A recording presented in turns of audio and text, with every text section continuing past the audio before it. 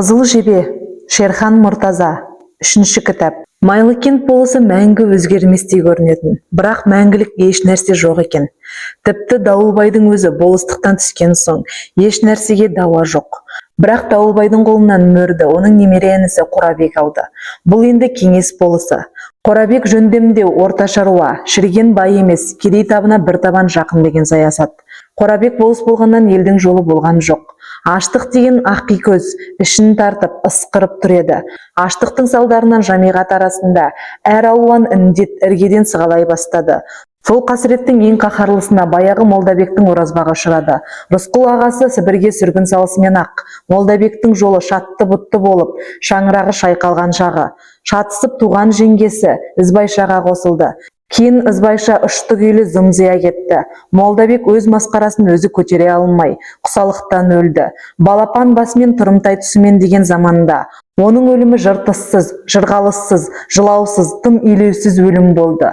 Ал енді Молдабектің оразбағы Рысқұлдың тұрармен түйдей жасты 20-ның 5-еуіне енді шығып еді ғой.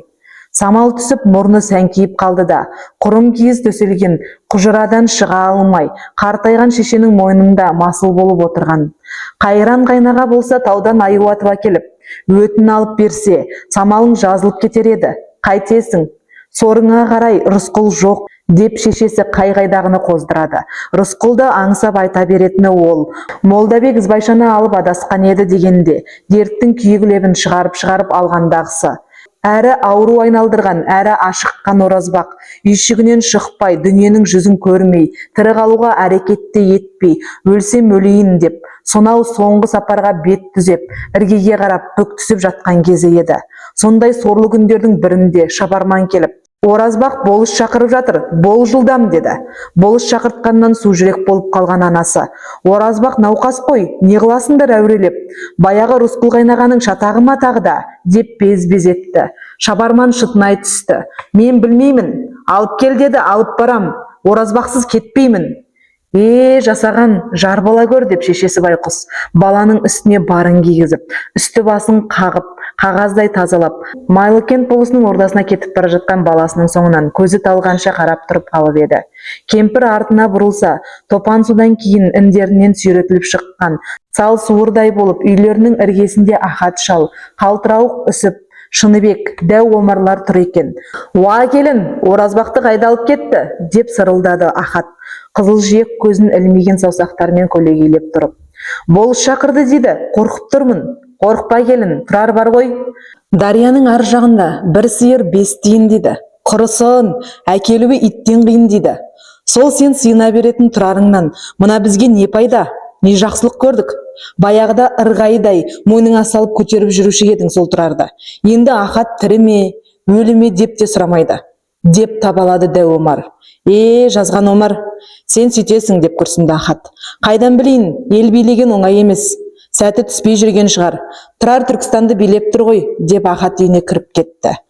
Дәл соның алдында Шымкенттен келген өздік Совпеттің уәкілі Қорабек болыспен салқын сәлемдесіп, болар болмастан бірден, мұнда Тұрар Рысқұловтың ең жақын туысы кім? Деп сұрақты төтесінен қойды. Қорабек ар ойлап, бер ойлап, есіне жөнді ешкімді түсіре алмады. Түсірер демеді, Рысқұловтың туыстарын түстеуден гөрі олардың мына уәкілге неге керек болғанын көбірек ойлап, көңілі алаң, ойы шала шықты. Рысқұл әулеті деген Дауылбай әулеті үшін кісі орнына жүре бермейтін. Сондықтан кім бар, кім жоқ деп мән беріп жатпап еді. Кім жақын екенін ақыра ескі болыс Дауылбай еске әрең-мәрең түсірді. Кім бар Рысқұл әулетінде, деп керігіді Дауылбай шал. Тозған әулет қой әйтеуір, әруақ құдайдың қарғысына ұшыраған дейме, байқұстар. Анау әлгі Тұрар дегені бір жерде нәшәндік дейме? Бір жерде нәшәндік емес, Түрксик төрағасының орынбасары, Мюзбюроның төрағасы, Крайком президиумының мүшесі. Бұл аз ба сізге? Деп өздік Совпеттің уәкілі ескі болысты біраз езгілеп алды. Онан да ең жақыны кім? Тезірек соны айтыңыз.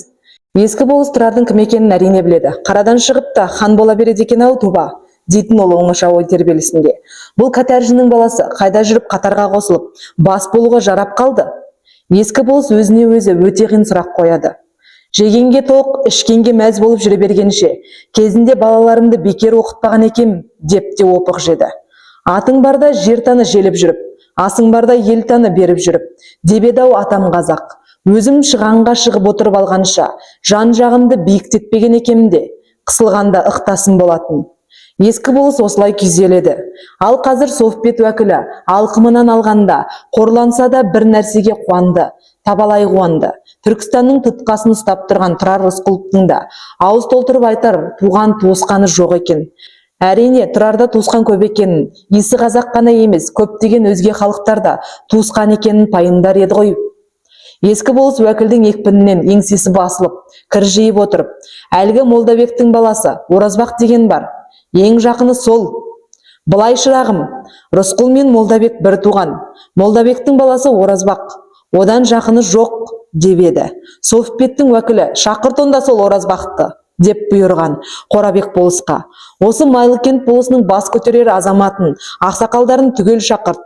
Мұның бәрі ескі болысқа да, жаңа болыс Қорабекке де жұмбақ көрінсе де, уездің уәкілі пәрмен беріп тұрған соң амал жоқ. Ауылнай шабармандарын атқа қондырып, жан-жаққа шаптырды.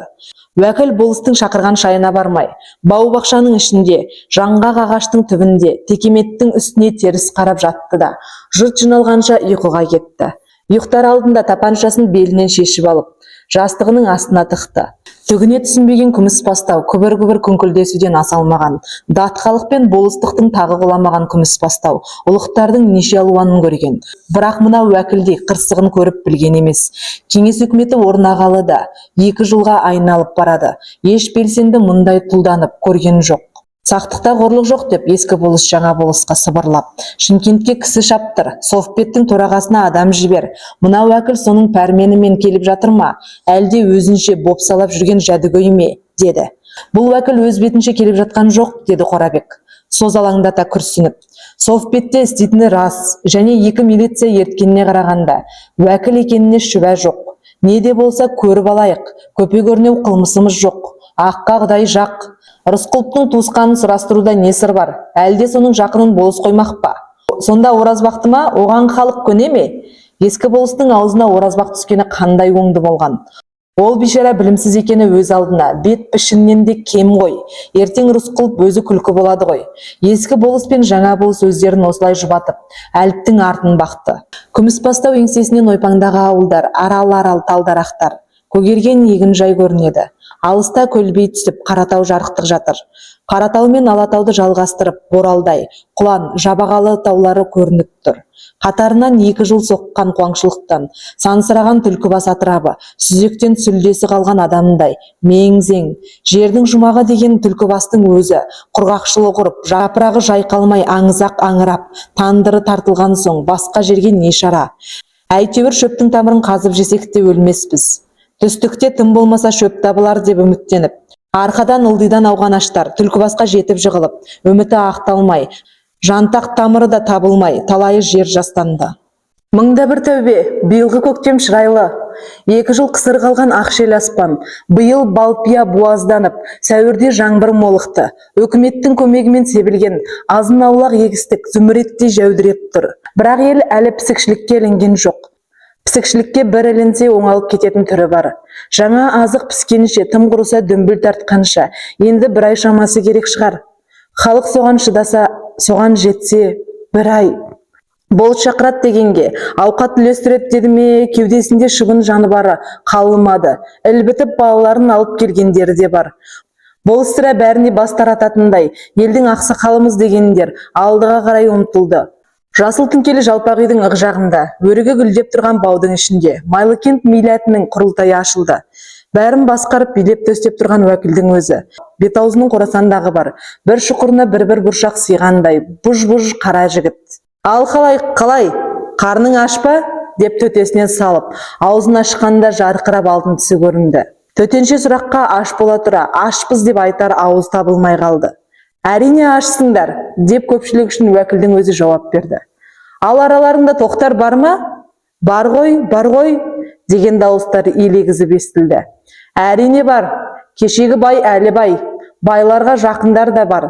Ал сіздер Түркістан Республикасы бойынша аштықпен күрестің төтенше комиссары Тұрар Рысқұлов қол қойған заңды білесіздер ме? Деп шүйілді уәкіл.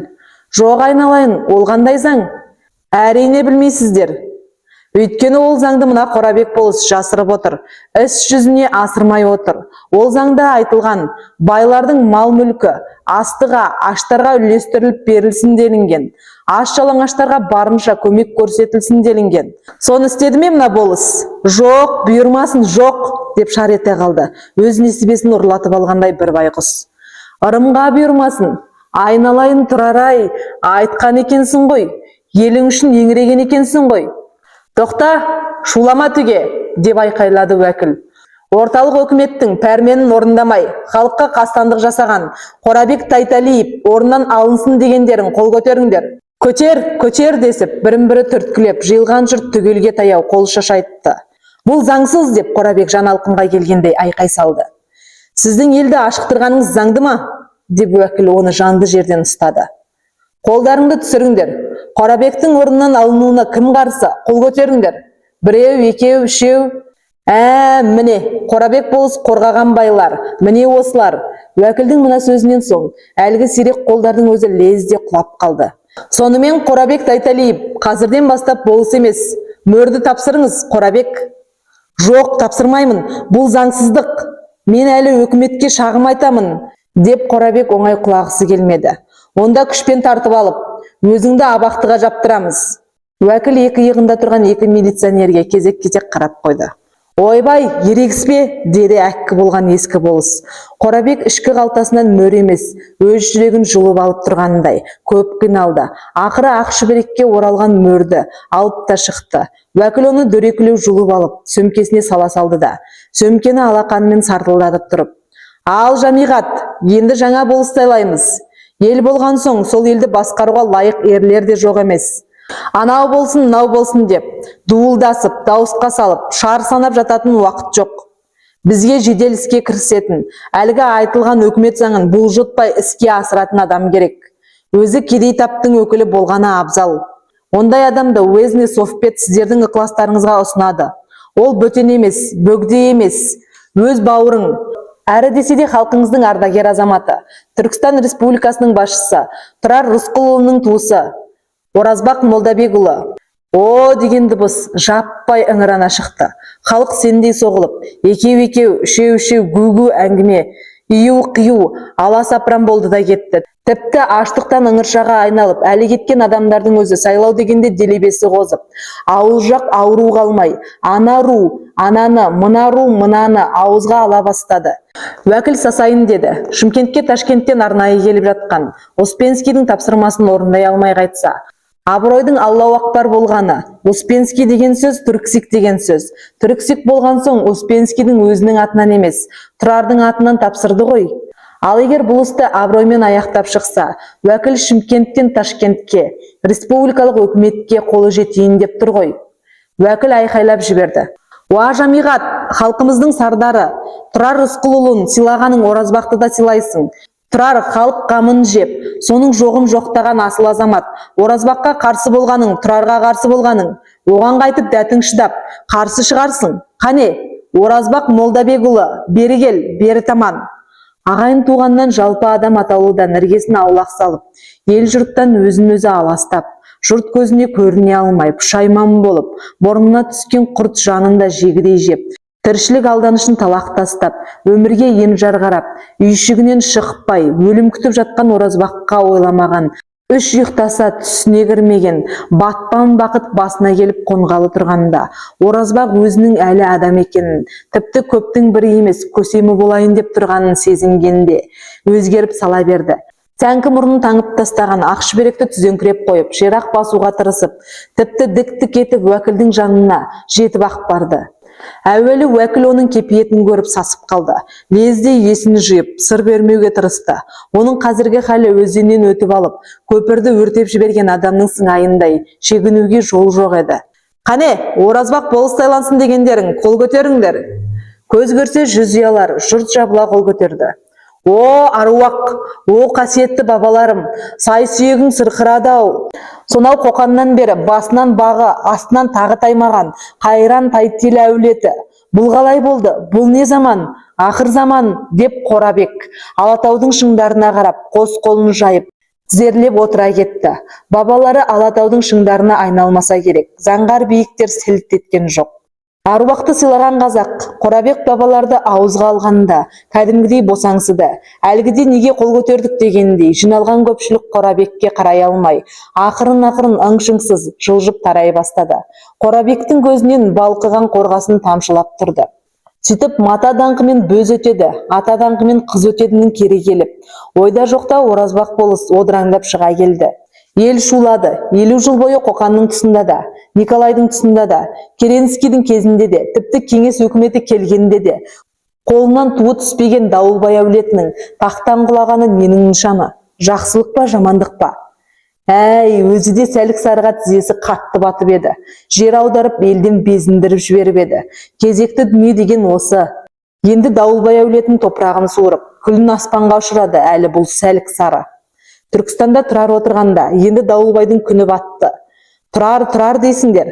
Тұрар әділ болса, аузы қисық болса да байдың ұлы сөйлесін деп, өзінің татымсыз туысқанын болыс сайлаттырар ма? Өшірініңді ойбай, Оразбақ естісе оңдырмайды. Күні кеше кебісім жатқан жерге жолай алмайтын Оразбақтан бүгін қорқып, өнімді өшіргенше, қара жер қақ жарылып, өле кеткеннің өзі артық. Әйтеуір таққа қонған соң, ақымаққа да ат қосшы табылады. Оразбақты марапаттап, қошеметтеп, қопаңдағандар да табылды. Оның көбі күні кеше Дауылбай тәйтелі әулетінің отымен кіріп, күлімен шығып жүргендер еді. Қожанасырдан сұрапты дейді. Қожеке, досыңыз көп пе, қасыңыз көп пе деп. Қожекең, мен тақтан түскен күні белгілі болады депті. Сол айтқандай күні кеше Қорабектің жолында құрбандыққа шалынып кете жаздап жүргендер бүгін жалт беріп шыға келді. Оразбақтың өз бетінше билік құрмақ тұрмақ, аяқ астындағы айқын жолдан тапатал түсте адасып, жөн тауып жүре алмайтынын білетін әккілер лезде аталық міндетін атқарып, жаңа болысқа ақылшы болып шыға келді. Соның бірі бұрынғы болыс Қорабектің тілмашы Қырбас болатын. Жасына жетпей шашы көк көдедей үлпілдеп қалған, сақал мұрттан тып-типыл көсе, реңі сырлап қойған қоңыр тақтайдай, дүрді ерін, таңқы танау пысықай жігіт еді.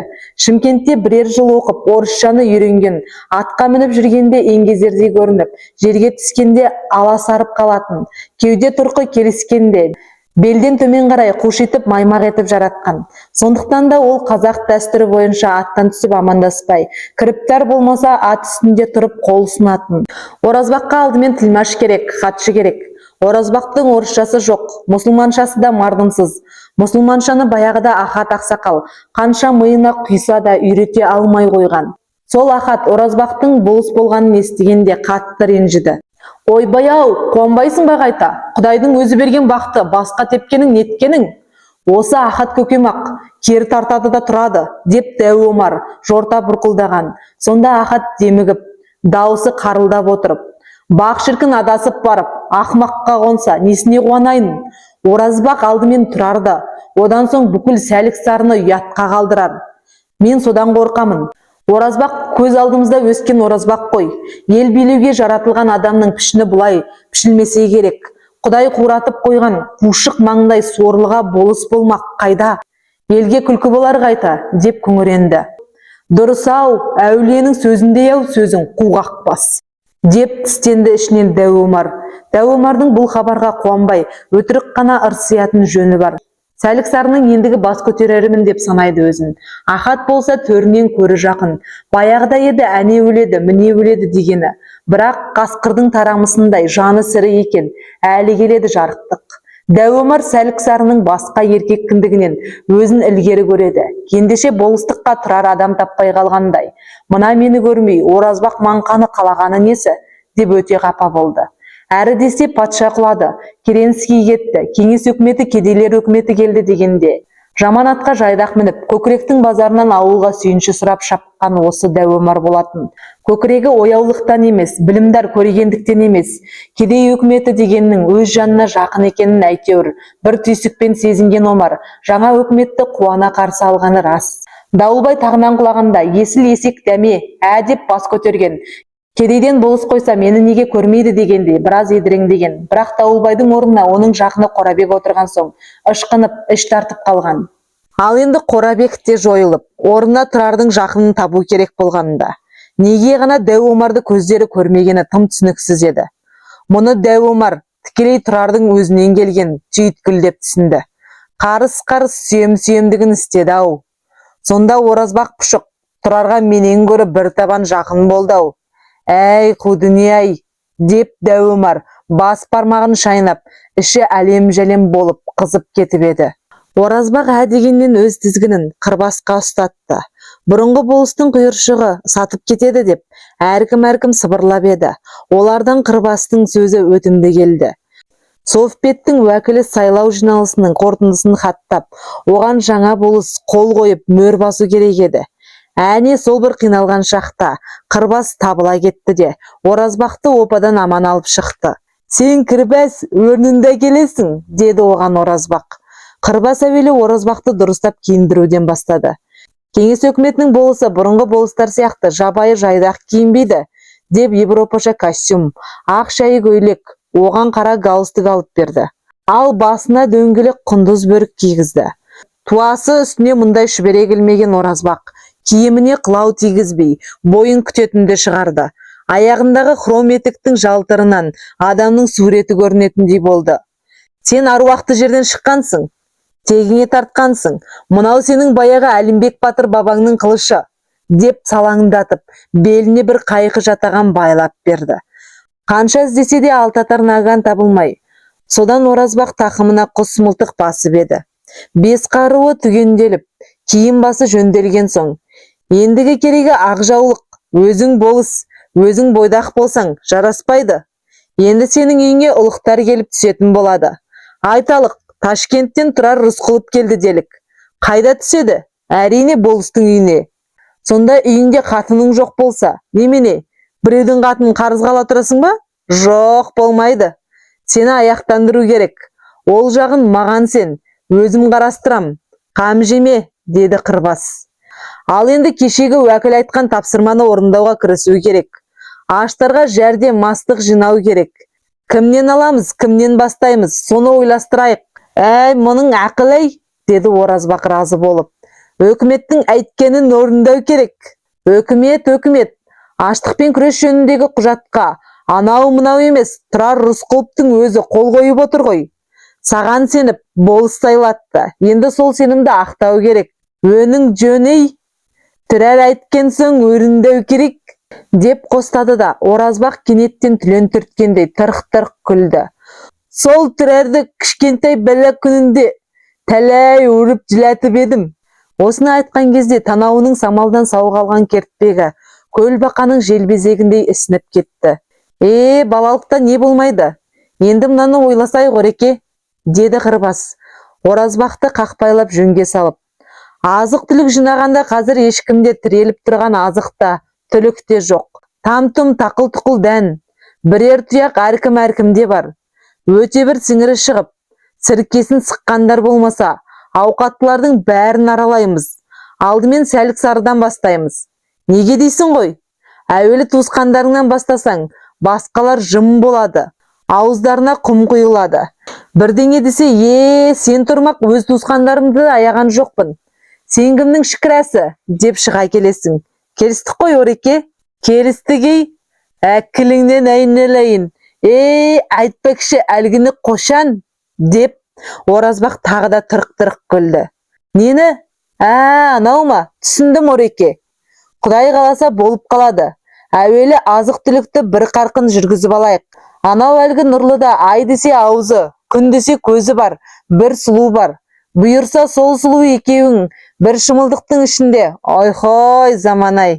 Әй, Кірбәс, әлдеп күдай үрмесін, өзің төндіріп қойдың ғой, тегі. Сұлу дейсің бей?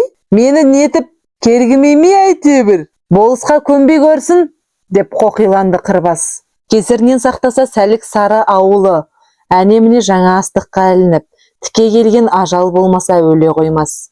Өле болды ғой. 20 түтін Сәлік-Сары жүндей түтіліп, сонау Алматының ар жағынан 25 жылдан соң елге әрең жетіп, енді есі кіріп, етегін жаба бастағанда үлкен жылан тап келіп, ашаршылықпен бірге келген індеттен, қара шешектен әсіресе балашаға баудай түсті. Талғар-таудан Түлкібасқа тұңғыш қайтқан дәу Омар 1906 жылы Рысқұл сүргінге Сібір кеткен соң бір-бірлеп үздік создық арып ашып әйтеуір туған жерге жетіп жығылған Шыныбек, Қорған, Үсіп, ең соңында Ахат еді.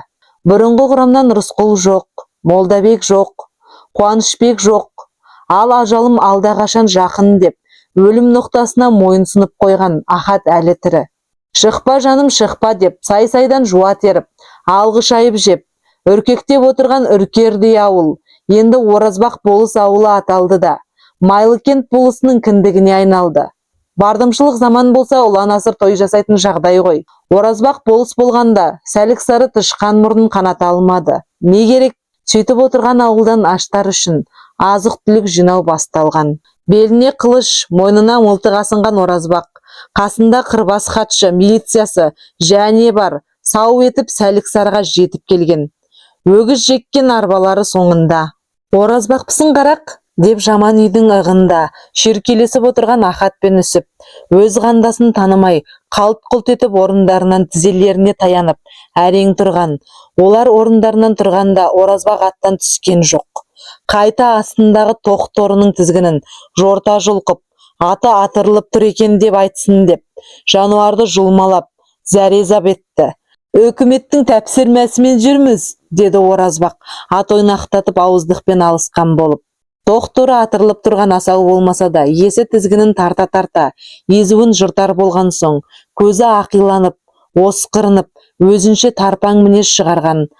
Қалтаңдаған екі шал, торы ат қағып кетпесін деп, ығыса-ығыса үйдің іргесіне тіреліп қалған. Әштерге әукет керек, әукеттеріңнен бөлісіңдер. Қане, Ахат әті, сізден бастаймыз. Осыдан өңгін бұрын бір кәп тәрің бар еді ғой. Қайда? Соның жартысын бер, әні әббеге апарып сәл. Ахат егі дір-дір етіп, сөйлерге сөз таба алмай, тұтығып қалды.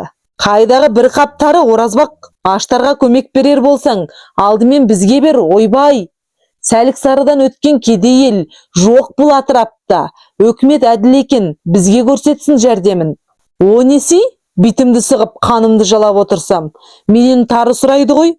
Әті, менің бөліс бөлгәнме, көңгәнің өсіме, сендер бүйтіп бүлінгенде, басқа ел не демек, Сонда мені ертең әне көребек қысатып, өкіметтің тәпсірмәсін өріндемәдің деп, өрнімнен әліп тастайды. Сөлме сендерге керегі? Түскән бөліп жәрткендерің өсіме? Күдәлікке келгендей, сізләг әліпсіңдер ғой? Түс әттен, кіреге, әліп шық тәріні. Деп Оразбақ нөкерлеріне маңқ-маңқ етті. Ахат Оразбаққа жақындайын десе, көзі аларған торат, қыршаңқыланып, тісін ақситты. Оразбақ мені естімей тұрған шығар деп, Ахат қарылдақ даусын барынша шығарды. Әй Оразбақ, талған жүрекке талшық етіп отырған бірер уыс тарына алуын аларсың, бірақ беруін кімге бересің? Бізден өткен аш бар ма осы орайда? Білмеймін, деді Оразбақ түкірігі шашырап. Мен өкіметке тәпсіремін. Өкімет кімге берерін өзі біледі. Әштерге әтәләп пісіреді. Тұрар сөйлей деген. Тұрар олай демейді ғой. Тұрар кедейді тона, қина, қиянат жаса демейді ғой. Олай десе оны менің көз жасым атып кетер. Тұрар халық үшін тұрар. Ал халыққа көлденең тұрған күні Тұрар тұғырынан түседі. Ал сені шынынан Тұрар болыс сайлатса, онда жарамаған екен. Онда Құдайдың өзінде де әділеттік жоқ болғаны. Әй кәкпәс, Тұрарды тілдеме, деп Оразбақ маңқ кетті. Манадан бері сазарып, қалш-қалш етіп тұрған Үсіп, жерде жатқан күректі ала салып, о шіркін, сенен болықтық естігенше өлген артық, деп құлаштап тұрып, Оразбақты бастан ала ұра берген кезде, қырбас күректі алқымынан ұстай алды. Өйбай, мына кәлтірәуік мені күрекпен ұрып өлтіре жаздады. Деп Оразбақ қылышқа жармасты. Өкіметтің өкіліне қызмет үстінде қастандық жасағаныңыз үшін сотталып кетесіз, деп түсіндірді Қырбас Үсіпке. Қырбас енді Оразбақтың қылышына жармасты. Өзін анық ажалдан сақтап қалғаны үшін Қырбасқа дән риза болған Оразбақ, Қырбастың айтқанына тез көніп, қылышты қайтадан қынабына салды. Соттасаң сотта, деп қалшылдады Үсіп. Рысқұлдан әулие емеспін. Бірақ Саймасай болысты атып өлтірген үшін Рысқұлды патша соттап еді. Ал енді ақмақ Оразбақты аттан ұрып түсірмек болғаным үшін мені кеңес өкіметі соттар. Кеңес өкіметі кедейлердің досы деуші еді. Мені досым соттаса өкінішті-ақ. Басқа түкке өкінбеймін мен бейбақ. Бұлар осылай шаң-шұң болып жатқанда, Оразбақ болысының жасақтары Ахаттың өлесі кемпірін домалатып тастап, үйден жарты қаптарını сүйретіп алып шығып, өгіз арбаның үстіне атып ұрды. Ахат қапқа қарай ұмтылмады, оған қауқары да қалмаған. Тек дуалға арық арқасын сүйеп тұрған қалпы, сылқ тізесі бүгіліп, сүйретіліп отыра кетті. Енді міне кәлтірәуік иттің ентінт, деп бұйырды Оразбақ. Үсіптің жатаған жайдақтамы, Оразбақтың қаһарынан қорқып, бұға түскендей, тым жүдеу көрінді. Дауылбай жаман жау еді, бірақ мынандай сұмдыққа ол да бармаған. Көкпеңбек аспанда ақтаңдақ бұлттар көшіп барады. Жер бетінде туысқанды бопсалаған, келеңсіз қылықты көріп, бұлттар мұңаятын сияқты. Ұзын теректің басы иіліп-иіліп, жапырағы жамырап, жабыла жылап қалған. Ол туған кемпірдің аш-шайқайы аспанға шаншыла шықты. Елдің жұрттың қайғы-қасіретінде ашыққанда шаруасы болмай, керіліп жатқан маңғаз Дәуқара тауының арқасында аяз қарып, дір-дір ете қалғандай болды. Ананың баланы жоқтап зарлағаны бір басқа да, ананың баланы қарғап зарлағаны мүлдем басқа болады екен. Ұлтуған Молдабектің бәйбішесі ғой, басынан неше алуан дәурен өткен, жақсылықты да жамандықты да сәлік сарымен бірге бөліскен. Осы елге бүлдіршіндей қыз кезінде келін болып келіп, енді белі бүкір кемпір болған. Ақсақал көксақал жиналып, Молдабекке ізбайшаны қосқанда, кеудесінде жаны бар ғой, қыздай қосылған өз байын қызғанғаны рас. Ал бірақ Рысқұл қайнағасы үшін қабырғасы қайысқаны және рас. Рысқұлдың жолбарыс туып, оның інісі Молдабектің барақ болғаны құсаландырар. Енді осыдан Рысқұл зәуде қайта қалса, бұл сорлы не бетін айтады, деп бай үшінде қайғымен қанжытар. Мейлі қараңғы ағырлар, Оразбағым аман болсын, өлмеспін, ер жетсе соның етегінен ұстап күнелтермін, деп өзін өзі жұбатқан. Сөйтіп сенген Оразбақ бүгін әлде қалай бақ қонып, дәрежеге жетіп еді, аузым аққа енді тиген шығар деп, бүкір кемпір Құдайға құлшылығын ұрып отырғанда, сол Оразбақ әуелі өз жұртына қырғидай тиді. О, сорлы балам, лезде көзің шелденіп қалды ма? Көзіңді аш, Оразбақ, деп күңіренді бүкір кемпір. Неге екені белгісіз, бұл елдің ақ жаулығы көбінесе қартайғанда, белін жаза алмай, шала жабылған бәкідей бүктеліп қалады. Бала туғаннан деседі, Оразбақты туамын деп бүкір болды-ау, сонда мына кемпір. Қолыңды кімге көтердің байғұс балам? Аруақ атып кетпесін.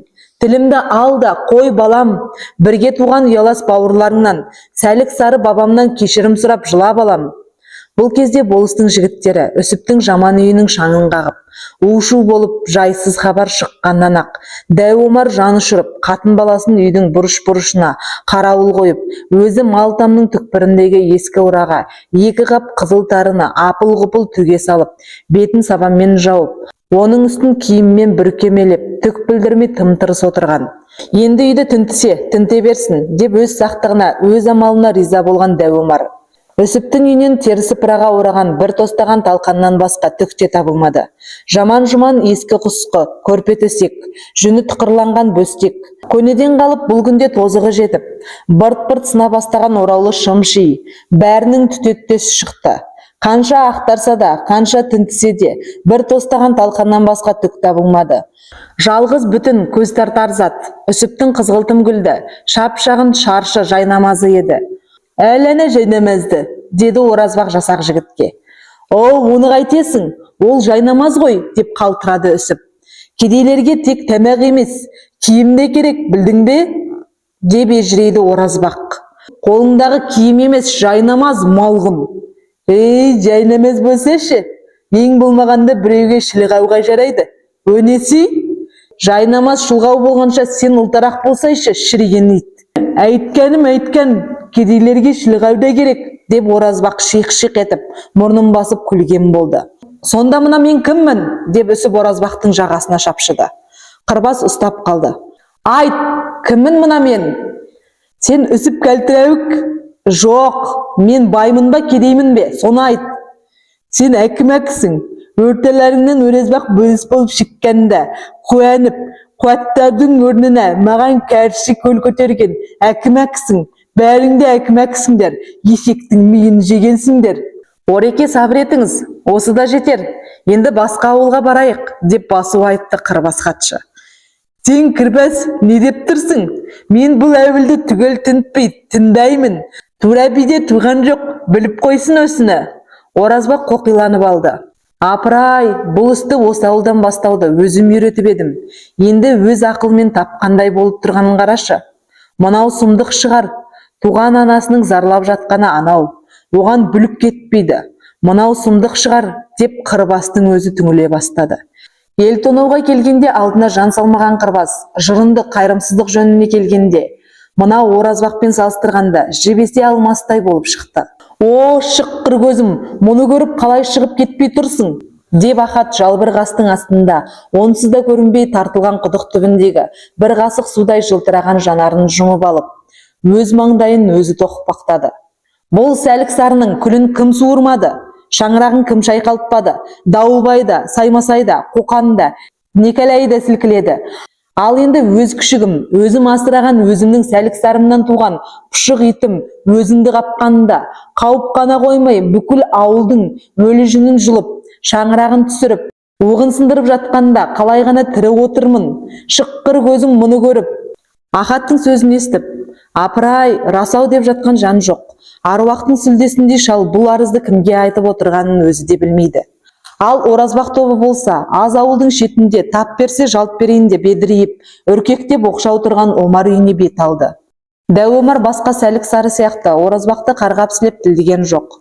Басқалар сияқты қойын алдырып барып, қорасын бекітіп тұрған бұл емес.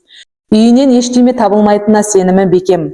О, оразбақ, зекетің болайын, кел қарақ. Өкіметтің ісі ғой, айыбы жоқ, қара. Бар болса өзім-ақ айтқызбай берер едім. Жоқ қой, жоқ. Бұл қартайған, қайраты қайтқан жаман Омар әкеңде не болады? Деп дәу Омар бүкшеңдеп қорбиған денесін кішірейтіп көрсетуге тырысты. Не болатынын біз білеміз. Өсі әуілдегі ішегі мәйлі, сенсің ғой? Жәсірәсің, оразбақ тәппай қоймайды, деп оразбақ дәу Омардың жалпаңдаған жағымпаздығына илікпей қойды. Жалаңдаған жасақ үйді тінтіп те шықты.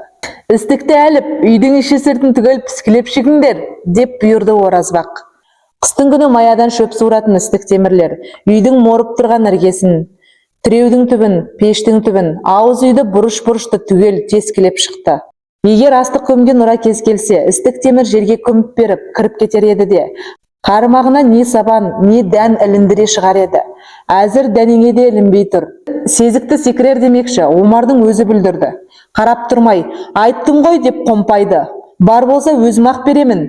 Мінәнің әк жүрек, бөлшебек бөлек әлібай, деп оразбақты түлен түртті. Әне мәл көрәсін айналасын, ішін тегіс шынышкілеп шығыңдар. Бұл дәуде әстік бөлмеуі мүмкін емес. Дәу өмірді әстік болмаса, суда бәлік де болмайды, деп оразбақ өз сөзіне өзі мәз болып күлгенде. Пұшық мұрын жарылып бара жатқан соң тұмсығын алақанмен жаба қойды. Жұрттың бәрі тұнжыр тартып, өлік шығарғандай түнеріп тұрған кезде тарқылдаған күлкі Әзірейілдің күлкісінде естіледі екен.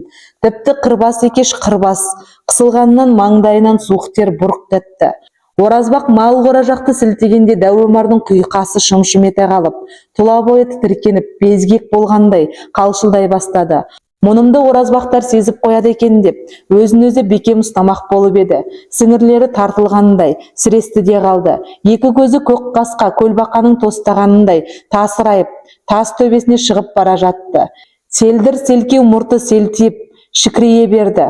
Бұл оразбақтың мұндай боларын білгенімде, баяғыда бала күнінде ақ оңашада алқымынан мытып-мытып өлтіре салатын едім ғой, деп өкінді дәу Омар.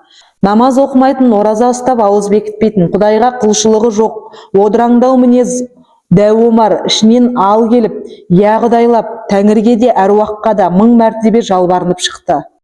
Омардың арызы Тәңірінің құлағына шалынып болғанша, мал қораның ішінен шаңқ еткен айқай шықты.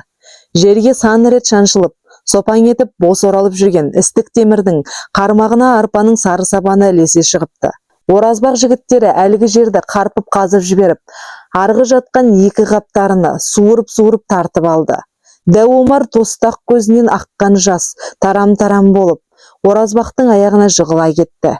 Өзіне адам тәуелді болғанына рахаттанып, ләззат дәмін сезген Оразбақ Дәу Омардың көз жасына қайта көңілі көркейіп, беліндегі қылышты қынабынан суырып алып, тап бергенде Дәу Омар одан мүлде күдер үзіп, енді Оразбақтың бүкір шешесінің кір кимешегінің ұшын сүйіп, айналайын ұлтуған, тоқтат мына балаңды, сенің ғана тіліңді алады, тыңдамаса емшегіңді көкке сау, естісін әруақтар, көрсін құдайдың шыққыр көзі, деп етегіне оралды. Ұлтуған онсыз да кірерге жердің жыртығын таппай аңырап тұрған. Менде Оразбақ деген бала жоқ, ондай баланы мен туған жоқпын. Тусам ақ сүтім атсын, бездім деп үш қайталап, әжім аш бетіне тырнақ салып, орып жіберді. Қараған кәрі адамның қай жағынан жетісіп табылғаны белгісіз, шапшып ала жөнелді. Осының бәрін істетіп отырған анау Тұрар, деп бажылдаған Дәу Омар, көзін жұмып тұрып, әйтеуір Ташкент жақты меңзеді. Естимісің Ахат? Естимісің Үсіп? Баяғыда менің әкем Рысқұлды жалғыз тастап, қарайласпай қойған, деп бізге істеген қастығы Тұрардың бұл. Ей Ахат, сен емес пең соны Алматыдан алып қашып, бөлтірігін желкесінен тістелеп алып қашқан, кәрі арландай меркеге әкеліп жеткізген. Енді міне, Оразбақ маңқаның қолымен от көсеп, артымызға істік темір піскілетіп қойғаны. Бірақ та, деп Дәу Омар қолымен жер тіреп, үш жұмтылып барып, жығылып жатқан жерінен ұшып тұрды. Бірақ та бәлем, көре тұр, Омар да қарап қалмас, оп-оңай жан беріспес. Омардың бұл уәдесінде едәуір қауіп жатқанын көңілі мас, Оразбақ елеген жоқ. Пісікшілікке 2-3 апта қалғанда ашаршылықтың обыр көмейіне ең алдымен өз туысқандарын лақтырып тастап, Оразбақ келесі ауылға, Кемербастау жаққа қарай бет алды. Оразбақ келе жатыр десе жылауық бала жылағанын қоя салатын заман шарықтады. Бұл азаулеттің берекесін баяғыда әкең Рысқұл шайқап еді. Қалғанына сен қадалдың ба Тұрар? Деп Дәу Омар қайта омалып отыра кеткен. Бар бітірген әрекеті қутілі еді. Тілінің уын айдаладағы Тұрарға төктай келіп, Омармен айтысып, олай емес, бұлай деп жатуға Ахат әбден қалжырап, сөз айтуға ауырсынып, мына дүниеге самарқау ғана сықсия қарап, енді не болса о болсын деп сансырап қалған. Ақыры Дәу Омардың ойбайы жүйкесін жүдеткен соң, әй Омар, қойсаңшы жарқыным, деп кеудесі сыр-сыр етіп, сөзі естілер-естілмес. Оразбақты айдап салған Тұрар емес, өзіміз ғой. Соны да білмей отырсың ба? Біз не жазыппыз ол ит маңқаға? Әне, сол маңқалығы оны айуан етіп жіберген. Мұрнына самал түсіп ауырғанда, ағайын болып қол ұшын бермедік. Адам екен деп ілтифатқа алмадық. Бар жоғы бізге байқалмай келді. Әкесі Молдабекке Ізбайшаны қосып, Оразбақты шешесі Ұлтуған екеуін айдалаға қалдырғандай болдық. Мұны ел өлелгенше ұмытпайды. Мейлі солаяқ болсын, бізден де бір білместік кеткен екен делік. Ал болыс сайлатып отырған кім? Айтуға аузың бармайды, өзіңнің сүйікті Тұрарың. Тұрар болмаса Оразбақ шірік. Кімнің шікірәсі? Кімге керек ол маңқа ит? Өзінің сәлік сарысынан кейін Керембастауды да жау тигендей шулатып, 2 арба құрама астық, 2 сауын сиыр, 4-5 қой, ешкі айдап, кешке қарай Оразбақ пен Қырбас Корниловкаға да құлаған. Кешегі жас кешу, бүгінгі Корниловка, көкіректің базарымен қоңсылас. Базарға жақын барғанда Қырбас. Ореке, бүгінгі қарқын жаман емес. Жиналған астық пен малды қаттап, Шымкентке ертең жөнелтеміз. Бүгін демалатын кез болды. Бізде Құдайдың пендесі. Үйіңе бүгін бармай қой. Шешең ашулы шығар әлі. Кәрі құтанының сандырақ сөзін естіп, құлақ састыққанша оңаша демалайық. Қазақ ауылының сөзі көп болады, Ореке. Оны менен жақсы білесіз. Орыс тамырларға барып шайпай ішейік деді. Шөшкенің етін беріп жүрмесін, бәле болып, деп шошыды Оразбақ. Гришканың маржасы қазақтың шошқа желмейтінін біледі, деп қойды Қырбас. Ішінен, мына ашаршылықта шошқа табылса жерсің сорлы пұшық, деп қойды. Гришка бұларды жиен жұрты келгенде жүрегі жарыла қуанып қарсы алды. Бұрын зәуірде Корниловкадан ілуде бір өткенде, оразбақты орыстың балалары тымағын көзіне түсіріп, құйрығынан теуіп, есегін тартып алып, кезек-кезек мініп, әбден әуре етіп, әрең босатушы еді. Мына Гришканы көріп, орыстың да жақсылары болады екен ғой, деп пайымдады оразбақ. Әрі десе де Гришка, оразбақ, сенікі болес болған. Якшы деп арқасынан қаққанда, оразбақтың төбесі көкке тірелгендей болды. Қырбас бір қаптарыға 3-4 шырт-пырт самогон алдырды. Бір қойды сойдырды. Оразбақ, бұл қалай деп еді. Қам жемеңіз, бұл сіздің болыс сайланған құрметіңізге документтің бәрін өзім оқытай қыламын, деп Қырбас сөзге келтірмеді. Сонымен орыс поселкасы Корниловканың қақ төрінде жаңа болыс түнімен тойлаған. Оның әуелі самогон дәмін алғаны қызық болды. Қыштан жасалған кружкеге құйылған самогонды Гришка алдына қойғанда, оразбақ қолқаны атқан иісінен секем алып, әрірек ысырып қойып еді. Қырбас пен Гришка екі жақтан ұлардай шуылдап қоя берді. Оның үстіне Гришканың ақ бауырсақтай келіншегі Марфа қосылды. Марфа жанына жақындап келіп, алдына ет араластырған картоп, жаркоп қоя бергенде, оразбақтың сөнік көзі Марфаның төсіне түсіп кетіп, сөнік көзден бір шоқ жылт ете қалғандай болды. Шымшық көз шыт көйлектің ойықша келген омырауынан ақ келіншектің екі емшегі, екі шоқыдай едірейіп, тырсылдап тұр екен. Оған қоса күйлеген сары байталдай, ұрыншақпа қалай? Бөксесімен бірер рет оразбаққа сүйкеніп өткен сияқты көрінді. Былқ етіп шынтағына бөксе тиген сайын, оразбақтың тұла бойы ду-ду ете қалатынды шығарды. Бұрын бастан кешіп көрмеген бір қияли хал. Қырбас пен Гришкаға көніңкіремей отыр еді. Марфа келіп, алыңыз болыс, сізді құттықтаймыз, деп мойнынан ақ білекпен құшақтағандай болып, бір қолымен аузына күрішкені тосқанда, оразбақтың берік тәті отқа тосқан бір қасық сары майдай еріп жүре берді. Осыдан өлсем өліп кетейін деп, самогонды тартып ақ жібергенде, әуелі дем жетпей тұншығып, екі көзі маңдайынан алысқа атылып кететіндей, шарасынан аунап, аларып бара жатты. Марфа арқасынан қағып, басқа кружкамен су жұтқызғанда барып, жан шақырып жап-жаңа костюмнің жеңімен көзінің жасын сүртіп, басын шайқап-шайқап қойды. Міне пәлі бөзеден әшті ме? Қалай? Деді. Боза сөз болып па? Деп Қырбас күлді. Өйбәй, ішімді өртеп кетті, деп оразбақ қолымен ішін басты. Ештен етпейді, қазір жақсы болады, деп Қырбас пен Гриша күліп-күліп қояды. Оразбақ солардың күлкісіне жуанады. Мен өліп қалатын болсам, бұлар күлмес еді ғой деп. Айтса айтқандай, сәлден кейін тұла бойы балқып, құрыс-тұрысы жазылып, маңдайы тершіп, бір рахат әлемге енгендей, кәдімгідей тіріліп сөзге күлкіге араласа бастады. Екінші кружкеден кейін оразбақ ауылдағы боза өлең есіне түсіп, әу деді. Майлыкент болысының боза жорасында әу деп ән салмайтын, өз жанынан бір ауыз өлең шығармайтын адам болмайды. Оразбақ та сол өнерден құр алақан емес екен. Марфаға көңілі қатты құлап, әуелгі өлеңін соған арнады. Кәрәгім айналайын айдан әппақ, кәсімнен кетелмеймін айналақтап.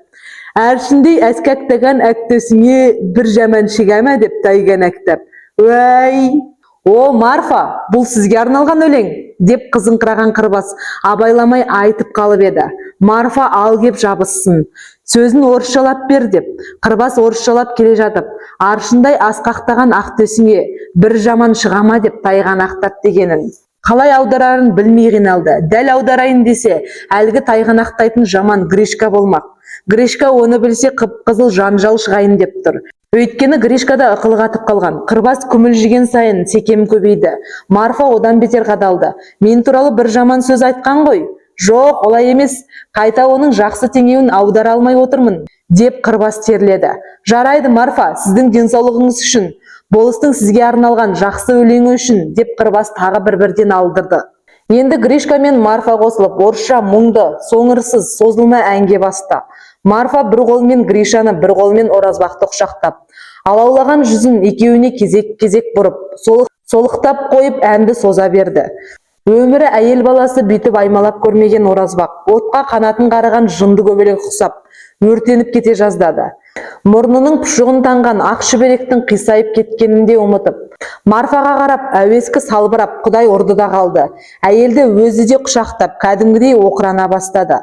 Бағына қарай Гришка басы кеудесіне салбырап, қылжиып қалған екен. Оразбақтың сорақылығын сезген жоқ. Сезсе баланың басындай жұдырығымен бір ұрса, Оразбақтың миы пұшық мұрнынан атып шығар еді. Қырбас та орындықтың бір жағына қарай қисая бастапты.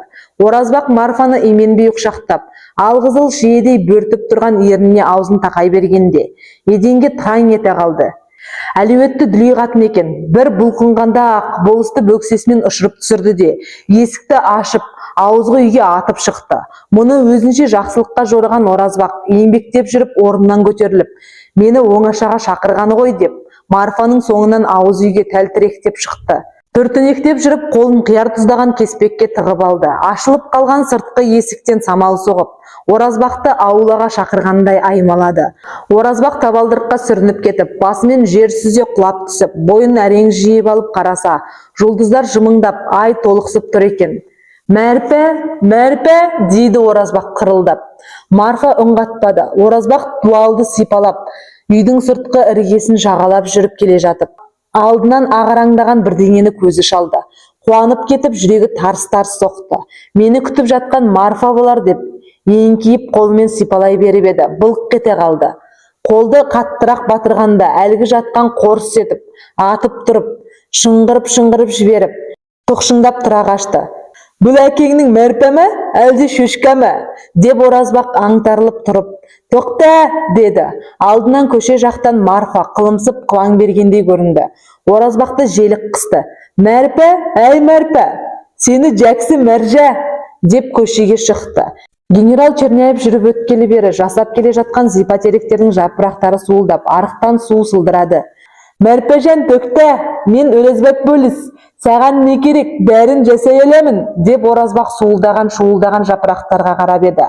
Аспаннан тағы да жымыңдаған жұлдыздар, тағы да толықсыған ай көрінді. Көшенің бас жағынан қылымсып, қылаңдап Марфа көрінгендей болды. Мәрпә, төкті, мен Өрезбек бөліс. Оразбақ әлгі елеске қарай ентелей түсті. Дауыл шайқаған қайықтай көшенің о бетіне бір, бұ бетіне бір ығып кетіп, сеңдей соғылып келе жатқан Оразбақ Корниловканың бүкіл ит біткенін шулатты. Небір алып-соқ апайтоз төбеттер болысты жан-жағынан қамалап жүгіргенмен, бас салуға батпай, жанамалап сыбап келеді. Масты ит қаппайды деген сол болса керек. Әрі десе де батырға да жан керек. Маста болса Оразбақ белінде, салаңдаған қылышты қынабынан суырып алып, жан-жағынан қамалған жауды сол қылышпен жасқап келеді. Ит біткен жабыла шабалаған соң Корниловканың тұрғындары түн ішінде ұйқыларынан оянып, терезелерінен баспалап қарап, кейбірі аяғына қоңылтаяқ пима сұға салып, қос аузын қоса ала-мала аулаға шығып, сақтықта қорлық жоқ деп аспанға қарай тарс-тарс мылтық атып, қарыға сес қылады. Ашкергіздар малды ұрлап кетпесін деп, қораларының құлпын барып тексереді. Корниловканың тұрғындары әуелі Христосқа, онан кейін қос ауызға сыйынады. Ал ашкергіздар тұрмақ. Сол ашкергіздардың болысы Оразбақтың өзінде де қос ауыз жоқ. Құс мылтығы Гришканың үйінде қалып қойған.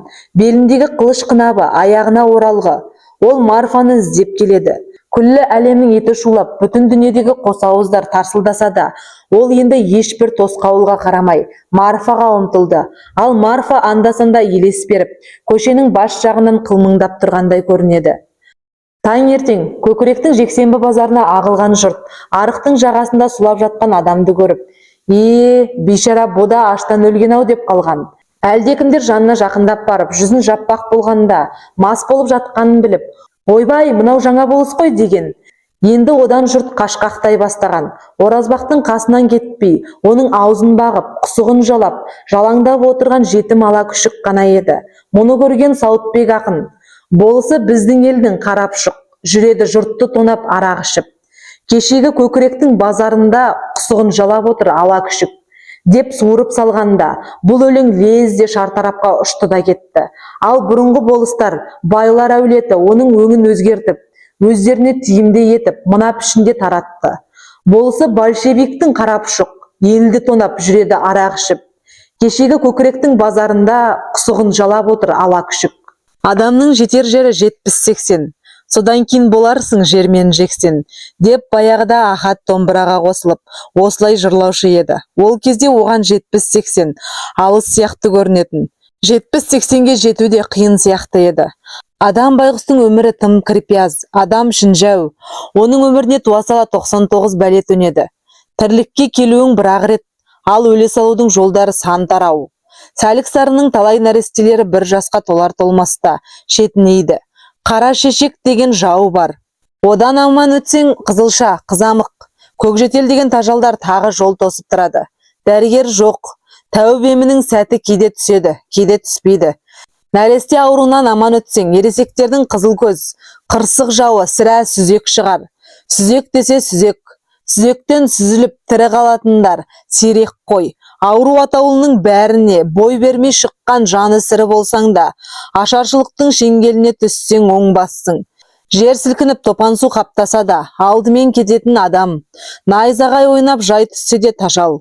Адамға адамның қастығы да толып жатыр. Жердің үсті тарлық қылғандай, бірін-бірі орға итерісіп жататыны болады. Не керек адам шіркіннің өміріне қауіп көп. Ахаттың татар тұзы, көрер жарығы бар екен. Міне 80-ге де жеткен.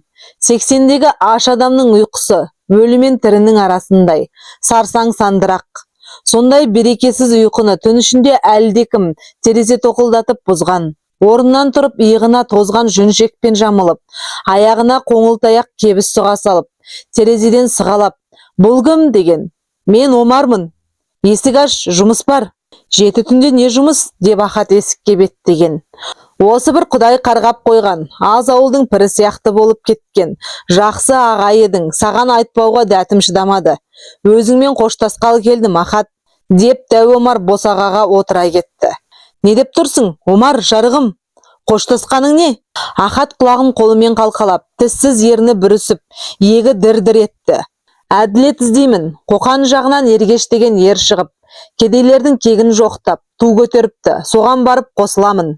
Мұнда жүріп оразбақтың қорлығын көргенімше, әділет үшін алысып өлгенім артық. Ахаттың қос иығы бүлік-бүлік кетті. Мына Алатаудан әрі ассам, ергештің қолына қосыламын. Кедейдің өкіметі деп кеңірдегімді созып, өңешімді жыртып, құр босқа далақтап жүріппін. Жарылқады, мелдектеп болдық. Енді рахмет, мен ергешке ердім. Дәу Омар Ахат ағасымен қоштасып емес, арыздасқан тәрізді. Қу тіршілікте анау дедік, мынау дедік. Артық ауыз сөз айтсам, әлде қалай тілім тиіп кетсе кешір аха. Жас емессің, пайғамбар жасынан асып кеттің. Қайда барасың енді? Баяғыда Талғар таудан осы Түлкібасқа жетуге зарығып едің ғой. Енді қайда сандаласың тағы да? Деп Ахат ыңырси сөйлеп, ықылас бермеді. Оразбаққа тәуелді болып, соның тепкісін көргенше, аулақта жүріп өлген артық. Бұл бәрібір күн көрсетпейді. Мына баламды да ала кетемін. Біздің қайда кеткенімізді өзіңнен басқа ешкім білмей қойсын. Енді қайтып көрісеміз бе, көріспейміз бе, Алланың ісі. Сен де ұзатылатын қыздай сызылып отырсың. Менің жолым не ғайбыл? Бұл ит тіршілікте көрісе алмасақ, шын дүниеде көрісуге жасын жасаған. Дәу Омар аруақтай шалды бауырына қысты. Қанша дуайтпат, ардың-күрдің, айқайшыл, қодаршалау болса да туысқан шіркін қиын екен. Ахат Омарды қимай, оның кең құшағынан шыққысы келмей, аш кенедей жабысып қалды. Азбан еркектің қолаңса иісі қаңсық кеңсірігін жарып жібере жаздаса да, жатырқамай, қайта иіссінгендей, бауырластық, ұяластық сезімі оянып, солқылдап тұрып жылады. Баяғыда Алматының көк қақпалы түрмесінің алдында Рысқұлмен осылай қауышып қоштасқаны есіне түсті. Ол соңғы қауышу еді. Мынау да сондай соңғы құшысу болды-ау деп қиналды. Омар да пенде, ол да жасып, кірпігі жасқа шыланып, атасын арқасынан сипалап жатып, құшағынан әрең ажыратты. Жаман да болса келініңіз ғой, қатыным қалып барады. Егер аштан өлер болса, шаман келсе иманын үйре сал. Ал осы жылдың жүзінде менен бір хабар болмаса, өлелгеніңше маған да, анда-санда бір мезгіл дұға арнап қой, сауабы тиеді, деді Омар, даусы дірілдеп. Ақырбайдың баласы аштан өлген деген екен бір бейбақ. Ата-бабамыз Әлімбек батырдың заманында кімсің сәлік сары едік. Енді қырғи тиген торғайдай, тоз-тоз болдық. Ұшпаққа шыққан жалғыз ұл бізге қол ұшын бермеді, қайтейік. Әлгі Тұрарды айтамын. Тұрарға тіліңді тигізе көрме жарқыным, деп Ахат тез қатая қалды. Тұрар жалғыз сәлік сарының ұлы емес, жалпақ халықтың ұлы. Ахаттың Тұрарға пәруана берілгеніне риза болмай, Дәу Омар үн-түнсіз бұрылып, табалдырықтан аттады. Табалдырықтан биік тау жоқ, ағайыннан артық жау жоқ, деді ішінен Ахат. Қазына үйінің есігі шиқылдап ашылып, шиқылдап жабылатын болып қалыпты. Топшысы қажалған-ау, завхозға айтып майлаттырып қоятын екен, деп қойды Рысқұлов. О дүние-ай, темір екеш темір де, май тілейді. Адамға не дауа? Кушекин ғой, аштар неге нан сұрайды деп ашуланады. Сол есік бұл жолы шиқылдамай, ың-шыңсыз ашылғанын көріп, Рысқұлов таңданып қалды. Есік бір түрлі қалықтап ашылып, ішке аяқ-қолының кісені сылдырлап. Рысқұл кірді. Артурды қолынан жетектеп алыпты. Басында тозығы жетіп, өңі түсіп, қоңырайған баяғы ақ қалпақ, үстінде ескі күпәйке, бұтында мақталы сұр шалбар, аяғында рабочий бәтіңке, сақал шашы өсік екен, иығындағы қоржынды табалдырыққа тастай беріп, маңдайының терін күректей қолмен сүртіп тастап, босағаға жүресінен отыра кетті. Жоғары шық, көке, жоғары шық! Деп Рысқұлов ары-бері қалбалақтап қалып еді. Рысқұл тырп етпестен босағада отыра берді. Артур болмаса таба алмайтын екенмін. Ташкент деген біздің Үркітпен бодай-боданда үлкен ғой. Кім біліпті, деп қойды Рысқұл, немқұрайлылау сөйлеп. Сағынған сыңай танытқан жоқ. Құшағын айқара ұшып, тұра ұмтылар емес. Жай әшейін Артур айтты, сен орыстан келіншек алды деп. Жай әшейін құтты болсын айтайын дегенім ғой. Қос құтты болсын, тұрар. Ештеңеге әуре болмай қой. Мына кісенің не, көке? Сені соттаған патша өкіметі алдақашан құлап еді ғой. Сенің аяқ қолыңнан кісенді әлі алмағаны несі? Деп Рысқұлов әлгі лағнет атқыр шынжырды қолымен бұрап үзіп тастардай тура ұмтылып еді. Жілігіне қорғасын құйып қойғандай қозғала алмады. Кісен дейсің бе, тұрар? Бұл үйреншікті нәрсе ғой. 12 мүшемнің біріндей болып сіңісіп кеткен ескі дос қой бұл. Не қыласың? Деп Рысқұл уайым қайғысыз немкетті айта салды. Сөйтіп баяғы түрме бастық приходьконың қызын алдым де. Жөн. Екеуің кішкентай күндеріңде бірге кітап оқып отырушы едіңдер. Мына бірдеңені ізбайша шешең беріп жіберіп еді. Ауылдың дәмі ғой, деп Рысқұл кісендеулі қолымен қоржынды жылжытып қойды. Айтпақшы, Түйметайда меркедегі Ботбайдың бір тентегіне күйеуге бердік. Мен Сібірге кеткенде апыл-тапыл аяғы енді шыққан бала еді. Енді күйеуге шықты. О, құданың құдіреті, қыз сайтан деген сода. Рысқұлов әкесіне жақындай алмай, жақындайын десе аяғы жылжымай, екі адым жерде тұрып, егіліп бір, езіліп бір жылады-ау. Бізде басымыз құралып, баяғыдай шүйіркелесіп, талғардағы жергепенің ішінде отырғандағыдай, бірге болатын болдық-ау. Қайран көкем менің, не көрмеді сенің мына бурыл басың. Енді бір адам рахат өмірге лайық болса, сен лайықтысың, көке. Бүкіл өмір бойы көрген михнат бейнетіңнің бар зейнеті енді қайтады, көке. Енді бір-бірімізден ажырамаймыз, деген тәтті рахат сезіммен көңілі жібіп, Рысқұловтың көзінен жылжып қана жылы жас ақты. Біреу ақырын түрткендей болды. Көзін ашып алса Наташа екен. Қолында ақ бәтес орамалы бар. Мұның бетін сүртіп отыр екен. Түсіңде жыладың ғой, не болды? Деді Наташа үстіне төне түсіп, бетін шашын сипалап. Үйге әкем мен Артур келді, деді Рысқұлов өкінішті үнмен. Әлгінің бәрі түс болғанына, бір түрлі әлдекім алдап кеткенде, көңілі жүдеп ақ қалды. Екеуінде сағынғансың ғой, мен бәле болып кірдім-ау осы үйге. Бала қайда жоғалып кетті? Рысқұлмен бірге қолыстасып жүргеніне қарағанда, өліп қалмаса не қылсын, деп күрсінді Рысқұлов. Қой, келіп қалар, сен уайымшыл емес едің ғой, тұрар, деп келіншегі оның шашына сүйрік аппақ саусақтарын әрең сүңгітіп аймалай берді. Өзіңде тым жұмыс басты боп кеттің ғой, жөндеп іздеу салдырсаң еді. Милицияда жалқау ғой, кейде мұрынның астында болып жатқан сойқанды көрмейді. Өгем шымған тауларынан сызылып таң атып келе жатты. Рысқұлов төсектен тұрып жуынып киінуге беттеді. Таң атпай жатып мұнысы несі? Деп төсекте жатқан келіншегі қабағын кіржитті. Бірақ бұл большевиктер жұмысқа өстіп берілмесе, өкіметті ұстап тұра ала ма? Ал әсіресе біздің тұрар бала кезінен ақ бейнетқор ғой. Таңның бозаласынан тұрып, түрменің ауласын сыпырып жүруші еді. Ойлап тұрсаң біздің папамызды бұл большевиктердің атып жіберетініндей бар екен ғой. Енді Аркаша сорлыны атып жібереді. Әкемізді өлтірді, енді атамды өлтірсе, сұмдық-ай. Мұны тұрарға қалай айтамын? Бұл құтқара алар еді.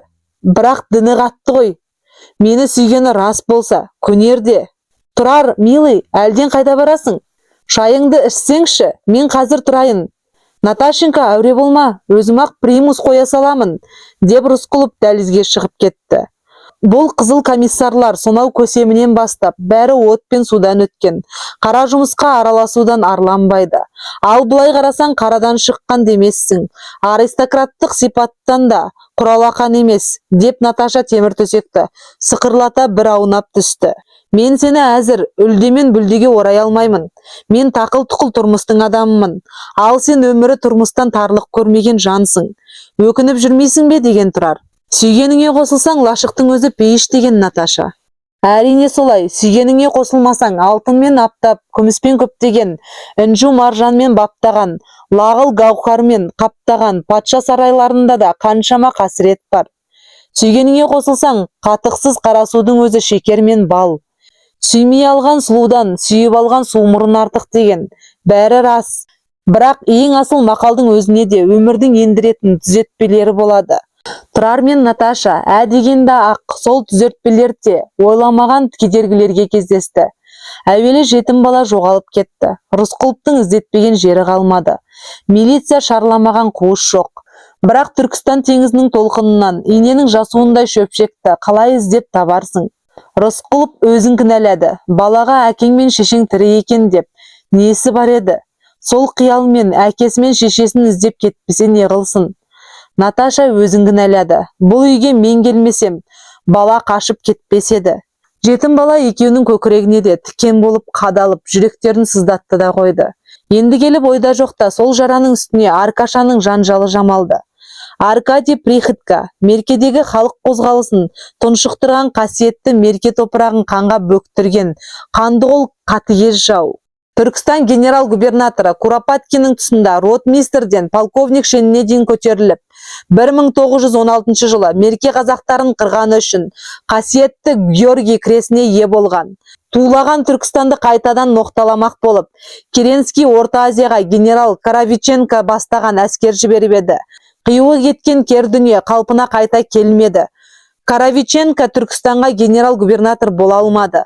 Полковник Аркадий Приходько генерал Коровиченко қырғынына белсене қатысып, 17 жылдың қыркүйегінде Ташкент көтерілісшілерінің қанын тағы төкті. Коровиченко омақаса құлап, мойны астына қайрылған соң, қашып пысып біршама уақыт көзден таса болды.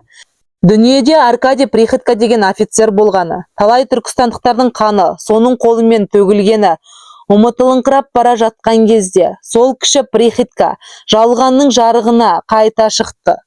Түркістандағы кеңес өкіметінің соғыс комиссары Осипов опасыздықпен бүлік шығарып, Ташкентте 14 комиссарды қолға алдап түсіріп, атып жіберген шақта сол сойқанның белді қол шоқпарының бірі Аркадий Приходько болды. 2 күнге жуық созылған соғыстан соң Осипов большевиктерден қашып құтылды да Приходько қолға түсті. Осиповтың осқырынып жүргені ТБО-ның күші еді. Түркістанская военная организация. ТВО басында баяғы кәрі генерал Кондратович қалқайып тұрған, ал шын мәнінде ТВО-ны қуыршақтай ойнатып отырған ағылшындар, қала берсе американдықтар. Бұрынғы құлаған өкіметтің өкілдері жергілікті байлар мен дінбасылар еді. Олардың ой арманы бойынша ТВО Осиповтың қолымен Түркістанда кеңес өкіметін құлатып, буржуазиялық жаңа өкімет құрмақтын. Ол өкіметтің тізгінін Ұлыбритания ұстап отырмақ еді. Үндістанды, Иранды, Ауғанстанды өз ықпалына қаратып, күллі шығыстың байлығын майлы жілікше сорып, жатқан кәрі арыстан көптен бері Түркістанның жылы жұмсағына қорқау тұмсығын салуды армандаған ғой. Полковник Аркадий Приходько сол қорқау құлқынның құралы да, құрбаны да еді ғой. Енді өлім жазасын күтіп түрмеде отырған. Ташкент аспаны күңіреніп барып, күтір-күтір ете қалды да, бір сәтке далада, үйдің іші де аппақ болып кетті. Жұмыстан қайтып, іңір шайын ішіп отырған Тұрар мен Наташа екеуінің арасында лапылдап от жанғандай болды да, қасқағым сәт, сол құдіретті жарықтан екеуінің де көздері қарығып, бірін-бірі бұлдыр мұнардан әрең көрді. Рысқұловқа астайындап үйдің ішін күтіп бағушы Мұхсина кемпір көне камзолының омырауын қымтай ұстап, бисмилля, бисмилля, ля илаха иллаллаху деп үні шығыңқырап кетті. Орасан найзағай ойқастап өтіп, артынша терезені сабалап нөсер төгіп жүре берді. Рысқұлов ішіп отырған шайын қоя салып, терезеге барып, жауынға сүйсіне қарады. Жауа түс жарықтық, деді қуанғаннан, алақандарын бір-біріне ысқылап. Түркістан аймағына дым тамбай қойғанына қатарынан 3 жаз өткен.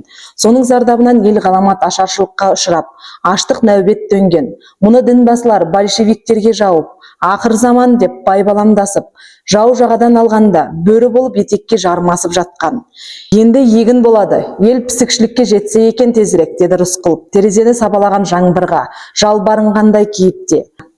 Дастархан басына Рысқұлов көзі шоқтай жайнап, бетінде нұр ойнап, қуана-қуана оралды. Бірақ Наташа керісінше жабығыңқы еді. Соны лезде байқаған Рысқұлов бәйек болып: «Наташа, ауырып отырғаннан саусың ба?» деп тіксініп қалды. «Жоқ, тұрар», деді Наташа мұңлы үнмен. «Мен саған бір жайсыз хабар айтуға бата алмай отыр едім». «Ол не?» деп Рысқұлов қолындағы пиаланы дастарханға қоя берді. «Артурдың өлгенін айтатын шығар», деді лезде ішіне шоқ түскендей шошынып. Наташа ақшайы орамалмен мұрнын тартып, көзін сүртті. Біршама тығылып, булығып отырып, ақыры тіл қатты. «Осы уақытқа дейін сен маған, мен саған Аркаша туралы бір ауыз сөз айтқан емеспіз. Бірақ сен оны мүлде ұмытып кетуің мүмкін емес. Әлде ұмыттың ба?» Рысқұлов бойын жинап алып, шабуылға атылардай тез сұстанды. Ол шынында да Аркаша Приходьконы ұмытып кеткен сияқты еді. Аркаша Приходько дүниедегі ең әсем әйел, Наташаның бөле атасы екені есіне енді түскен сияқты. Сонда бұл қалай деп мастықтан жаңа айығып, мас кезінде істеген қылықтарын есіне түсіре алмай қиналып отырған адамның кейпі бар жүзінде. «Иә, Аркаша, әрине білем. Білсең сол Аркаша, қазір сенің тұтқының», деді Наташа, енді күйректігін қойып, еңсесін түзеп, дауысы нықтау шығып. «Қалайша? Ірі-ірі істер арасында ондай ұсақ тек сенің көзіңе іліне бермеуі де мүмкін», деді Наташа күрсініп алып. Жәудіреген көкпеңбек көздерін жалт еткізіп бір қарап. «Өлетін бала көрге жүгіреді» деп сорлы Аркадий әнеу жолғы Осиповтың ойранына қатысып қолға түсіпті. Мүмкін қатыспаған да шығар, жала шығар, білмеймін. Қазір түрмеде отыр екен. Өлім жазасына кесілетін қаупі бар, дейді. «Тұрар жаным, құтқара гөр Аркадийді. Қалай десе де менің бауырым ғой ол». Наташа әлгіде жарқ-жарқ етіп көз қарықтырған найзағайдай лапылдап тұра келіп, кеуін мойнынан құшақтап, бет аузынан сүйіп алды. Рысқұлов бір ғажап хал кешті. Бұрын Наташаға қашанда тіпті сонау бұлдырап қалған бала кезден ынтық еді. Бала кезден қалай сүйеді? Жас бала әйел затын сүю дегенді түсіне қоя ма? Бала байқұс сүю дегенді түсінбейді. Әлде бір құдіреттің күшімен сезеді. Әйтпесе 10 жасқа жетпей жатып, Бетричеге құлай ғашық болған Данте сүю дегенді түсінді дейсіз бе? Сол шамалас сәби шағында Лермонтов сүю дегенді ақылмен түсінді дейсіз бе? Әлде бұл ғажайып ұлы сезім ақындарға ғана тән шығар? Ал Рысқұлов ақын емес қой. Ол рас, ақын емес, өлең жазбаған. Бірақ жақсы жырды, жақсы музыканы құлай сүйетін мінезі бар. Көбінесе көкірегімен үнсіз ән салып отыратыны болады. Үнсіз өлең шығарып отыратыны болады. Пианиноны, домбыра мен мандолинаны шебер тарта алады. Егер заман оны қақпайлап, күрескерлік жолға салмаса, Рысқұлов мүмкін не музыкант, не жазушы болар еді. Мемлекет қайраткерлерінің көбісі ақын болады да, бірақ ақындығын жариялауға жасқаншақ келеді.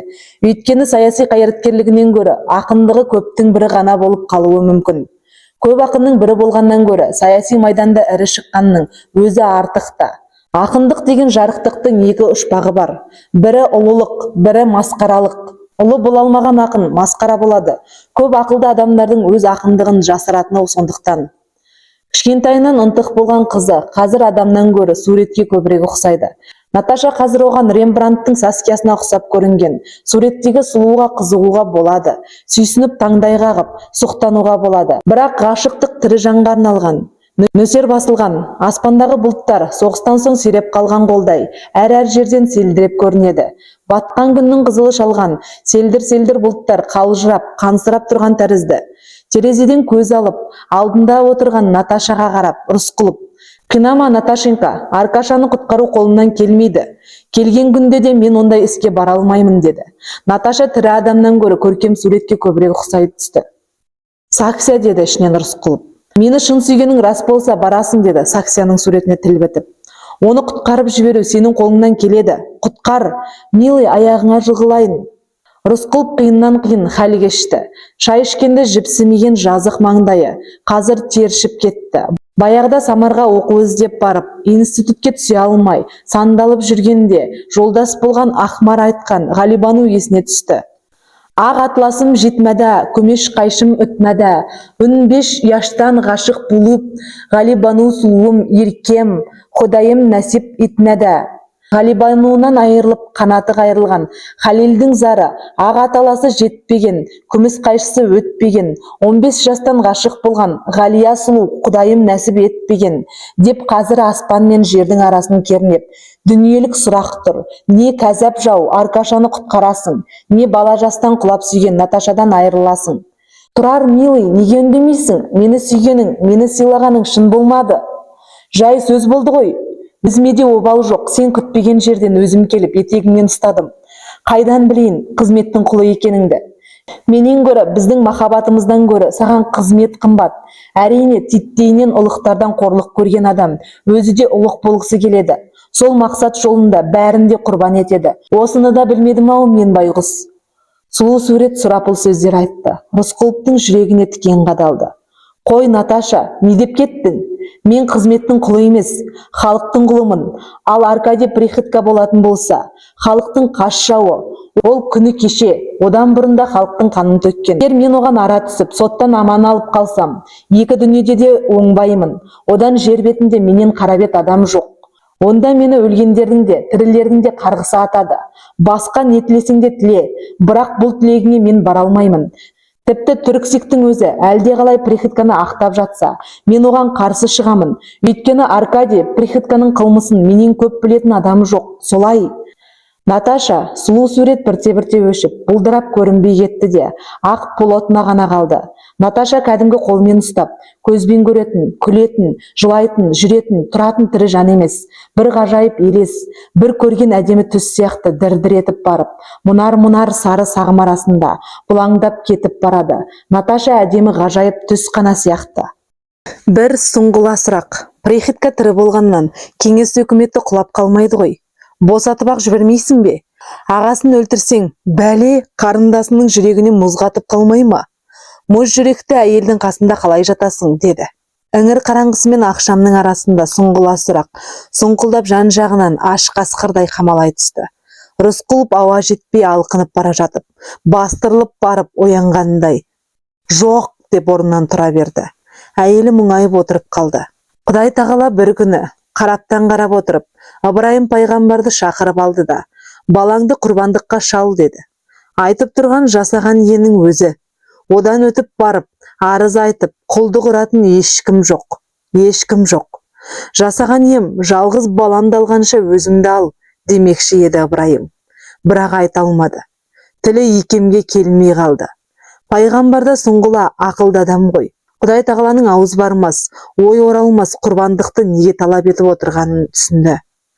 Құдіреттің айтқаны біреу, орындалу да біреу. Бұл ретте екі шешім жоқ. Жасағанның әмірі, жазмыштың сызуы, жазмыштан озмыш жоқ. Ыбырайым бозым баланы қолынан жетектеп тауға шықты. Қадим дәуірде бұл тау дүниенің діңгегі еді. Жасағанның ауылына ең жақын жер сол. Күн батуға құлдилап, шығыс қараң-құраң тартып, әлем асты ала-құла болып тұрған кез еді. Ыбырайым әуле сақалы селкілдеп, тұла бойы дір-дір етіп жылады жарықтық. Бейкүнә бала аң-таң, таудың басына шыққанға қуанбай ма екен? Әкесі жылайды. Бейшара балам, тізерлеп отыр, деді. Бала қызық көріп, тізерлеп отыра кетті. Көзіңді жұм байғұс балам, деді. Бала жасырынбақ ойнап отырғандай, көзін тас қылып жұмды. Басыңды жоғары көтеріп, мойныңды соз балам, деді. Әкем қазір бір керемет көрсетпекші-ау, деді бала басын кегжете беріп. Құдайға құлдық айт балам, деді. Құдай аспаннан бір сыйлық тастайтындай көріп, бала құлдық деп жалбарынды. Әкесі белдіктегі қыннан қылпып тұрған кездікті суырып алып, баланың үлбіреген тамағын сипап керіп, бауыздау жерді іздеді. Баланың қытығы келіп күліп жіберді. Бірақ жұмған көзін ашқан жоқ. Қимылдама балам, деді. Бала әне-міне ғажайып кезең келетіндей, соны үркітіп алмайын дегендей, сіресті де қалды. Әкесі баланың үлбіреген егін көтеріп, кездікті алқымына тақай бергенде, Аспан қарш етіп қағайырылып, Құдай тағала үн қатты. «Тоқтат, Ыбырайым!» деді. «Баланы босат, орнына бір қошақан шал». Рысқұлов Наташа мен Аркашаның ортасында тұрып, осы бір қадим заман оқиғасын еске алды. Аркашаны босатып жіберу қолынан келер. Сонда кеңес өкіметінің заһар жауын жақтаған болып шығасың. Күні кеше Ташкентте орасан ойран шығарып, халыққа қарсы оқ атқан, небір бозым комиссарларды қыршынынан қиған залым, приходькомен еріксіз сыбайлас болып шыға келесің. Аркашаны босатсаң, меркенің топырағында сүйегі әлі шіріп үлгермеген жүздеген боздақ көрлерінен қаңқа қолдарымен алқымынан алар. Неткен сұмдық! Сондай сұмдыққа барсаң, Рысқұлов кім болмақ? Сенің күні кеше мерке көтерілісін бастағаның, сенің күні кеше патша түрмесінде пенде болып отырғаның, сенің күні кеше қолыңа қызыл ту алып, Әулие-Атада кеңес өкіметін орнатқаның, сенің бүгін бүкіл Түркістанның кембағалын ажалдан құтқармақ болып, күндіз күлкі, түнде ұйқы көрмей, өз атанаң, өз туған балаң аштан өліп бара жатқандай жан таласып баққаның, сенің кеңес өкіметі үшін бір шыбындай жаныңды шүберекке түйіп жүргенің, бәрі бір тиын. Сен егер Аркадий Приходьконы тұтқыннан босатсаң, о дүниеде Рысқұл қызыл жебеге мініп келіп, өз қолымен буындырып, шыбын жаныңды шырқыратар. Ол бірақ кісілік күші бар, сен тұрмақ аюды да қылқындырып өлтірген. Солай Рысқұлов. Ал Аркашаны босатпаса Наташа жоқ. Не Аркашаны босатта, Наташамен бол. Не Аркашаны қорғамада, Наташадан айырыл. Жауды тағдыр Рысқұловқа дәл бүйірден бұйыртқан. Сол баяғы меркенің базарында Илья пайғамбардың айтқаны айтқан. Бүкіл өмірі әр адым аттаған сайын айқас. Түлен түртіп сол базарда Илья пайғамбарға бал аштыра қояр ма? Әрине балалық қой. Әрі десе, Ильяның жазуы да сандырақ. Бірақ өмірде кейде жаманның айтқаны келмейді, сандырағы келеді. Тұрар Рысқұлов Ташкенттегі қызметіне 1918 жылы тамыз айының орта шенінде келді. Әулие-Ата уездік атқару комитеті төрағалығын Қабылбек Сармолдаевқа өткізді. Уездік өкімет басында болған 8-9 айдың ішінде қыруар жұмыс атқарылды. Әлі атқарылмаған қыруар жұмыс қалды. Бұйрық солай екен, Әулие-Атаның талантты басшысын Түркістан өкіметі өзіне шақырды. Рысқұлов бұл кезде небәрі 23-тегі жап-жас жігіт еді. Әлі бойдақ, үй-жай, отбасы деген жоқ. Бүкіл Әулие-Атаны ұстаған Рысқұлов Ташкентке жалғыз шабаданын көтеріп жолға шықты. Бұл Вотинцевтің тірі кезі еді. Рысқұловтың уездік емес, республикалық масштабтағы адам екенін таныған президент оны әуелі денсаулық сақтау комиссары етіп тағайындады. Вотинцев Рысқұловты өз кабинетінде қабылдап, республиканың сан алуан, қиын қыстау жағдайлары туралы әңгімелесіп отырғанда ішке хатшы кіріп, ағылшын әскери дипломатиялық елшісі сіздің қабылдауыңызды өтінеді деп хабарлады. Рысқұлов кетпек болып еді. Вотинцев отыр деді. Тірі капиталисті көргің келмей ме? Әсіресе оның өзі ағылшын болса. Қызық қой. Отыр, тыңда. Кабинетке екеу кірді. Бірі сарғыш мундир киген полковник, бірі басына сәлде ораған, қара мұрт, қара сақал мұсылман. Полковник Фрэнсис Бейли деді полковник өзін таныстырып. Ұлыбританияның Қашқардан келген әскери дипломатиялық елшісімін. Хан Сахиб Ифтекар Ахмет деді сәлделі. Мен тілмашпын. Полковник Туманды Альбионнан шыққан ақ нәсілді ағылшыннан гөрі не түрікке, не ирандыққа, яки ауғандыққа көбірек ұқсайды. Бірақ сәл кесірлі кескінімен шолжаңдау сөз сөйлеу мәнері ғана оның отаршыл нәсілдің тұқымы екенін танытып тұрғандай. Мистер Войтенцов, деді полковник, әуелі ерке тотай бала ұқсап, ернін түріктендіре созып. Вотинцев деген фамилияға тілі келмей, бөлдіре сөйлеп, Ұлыбритания өкіметінің атынан жаңа Түркістан өкіметін құттықтауға рұқсат етіңіз. Хан Сахиб аударып шықты. Рахмет, Бейли мырза, деді ортына кекесін күлкі ұялаған Вотинцев. Бейли күйсегенін қоя қойып, біреуге бұрылып қараған түйедей, Вотинцевтің алдында отырған Рысқұловқа кекірейе қадалып қалды. Бейлидің көкейінде тұрған сұрақты айтпай ұққан Вотинцев. Таныс болыңыз, Бейли мырза, деді Рысқұлов жаққа ықылас қойып. Комиссар Рысқұлов, Түркістан кеңестік социалистік республикасы басшыларының бірі. Сондықтан одан жасырын, бізде сыр да сөз де жоқ. Айта беріңіз, құлағымыз сізде. Көмекші жігіт меймандардың алдына подносқа салып ақ шәйнек, кішкене қызыл жасыл шынаяқтар әкеліп қойды. Шайды құйып болып өзі шығып кетті. О, деп Билли қолдарын жая қасын кере таң қалып. All right, хорошо, деді. Коммунистік Түркістанда шығыстың ежелгі қонақжайлығы сақталғаны тамаша. Ықыласпен қабылдағаныңызға рахмет, мистер Войтенцов. Коммунистер Түркістанын тағы да құттықтаймыз. Ал ағылшын генералы Маллесін, сіз айтқандай, коммунистер Түркістанын басқаша құттықтап жатыр, деп қалды оқыстан Рысқұлов. Әдеп бойынша Вотинцевтің алдын орамау керек еді. Бірақ мына кесірлі полковниктің көлгірлігіне шыдай алмай кетті. Полковник түк түсінбеген болып, ежірейе қалды. Сіз әрине білесіз, Бейли мырза. Ағылшын генералы Маллесін қарулы күшпен Түркістан Республикасының Каспий аймағына басып кірді. Рысқұлов жолдас соны айтып отыр, деді Вотинцев. Деп аңғалдана қалды Бейли. Маллесін ба? Ол авантюрист. Ұлыбритания үкіметіне оның ешқандай қатысы жоқ. Оның армиясында бірде-бір ағылшын солдаты жоқ. Болса үнділер, ауғандықтар болар. Маллесін. Оның арандату әрекеті Ұлыбритания үкіметінің пәрменінен туындап жатқан жоқ. Осыны айтып болып Бейли Рысқұлов жаққа қауіптене бұрылып қойды. Осы бір қара бүлдіргі болмасын дегендей көзқарасы. Оның бұл қарасы Рысқұловтың назарынан тыс қалмады. Тағы бір сұрақ көмейіне тығылып тұрды. Бірақ Вотинцевтің алдын орай бермейін деп әдеп сақтады. Әрі десе де ол сұрақпен Бейлиді мүлде үркітіп алмайын деді. Әйтпесе айтпақшы еді, мистер Бейли, Закаспийде Маллесін. Сіз Ташкентте, сіз Маллесінді Ташкентте күтіп алмақшысыз ғой, деп. Ал Вотинцевке келіп сәлемдесуден бұрын Бейли Ташкенттегі ақш консулы Тредуэлл мырзаға жолығып шыққан. Тредуэлл Түркістанға консул болып, Мәскеу арқылы келген, ал Бейли мүлде басқа тараптан, Қытай тарапынан Қашқар арқылы келіп отыр. Сондықтан Бейлиге қарағанда Тредуэллдің өкілеттігі мығымырақ. Бейли сезікті. ақш консулы Бейлиге біраз сыр айтты. Түркістанда қазір большевиктерге қарсы астыртын жұмыс жүргізіп жатқан елеулі күштің бірі ТВО.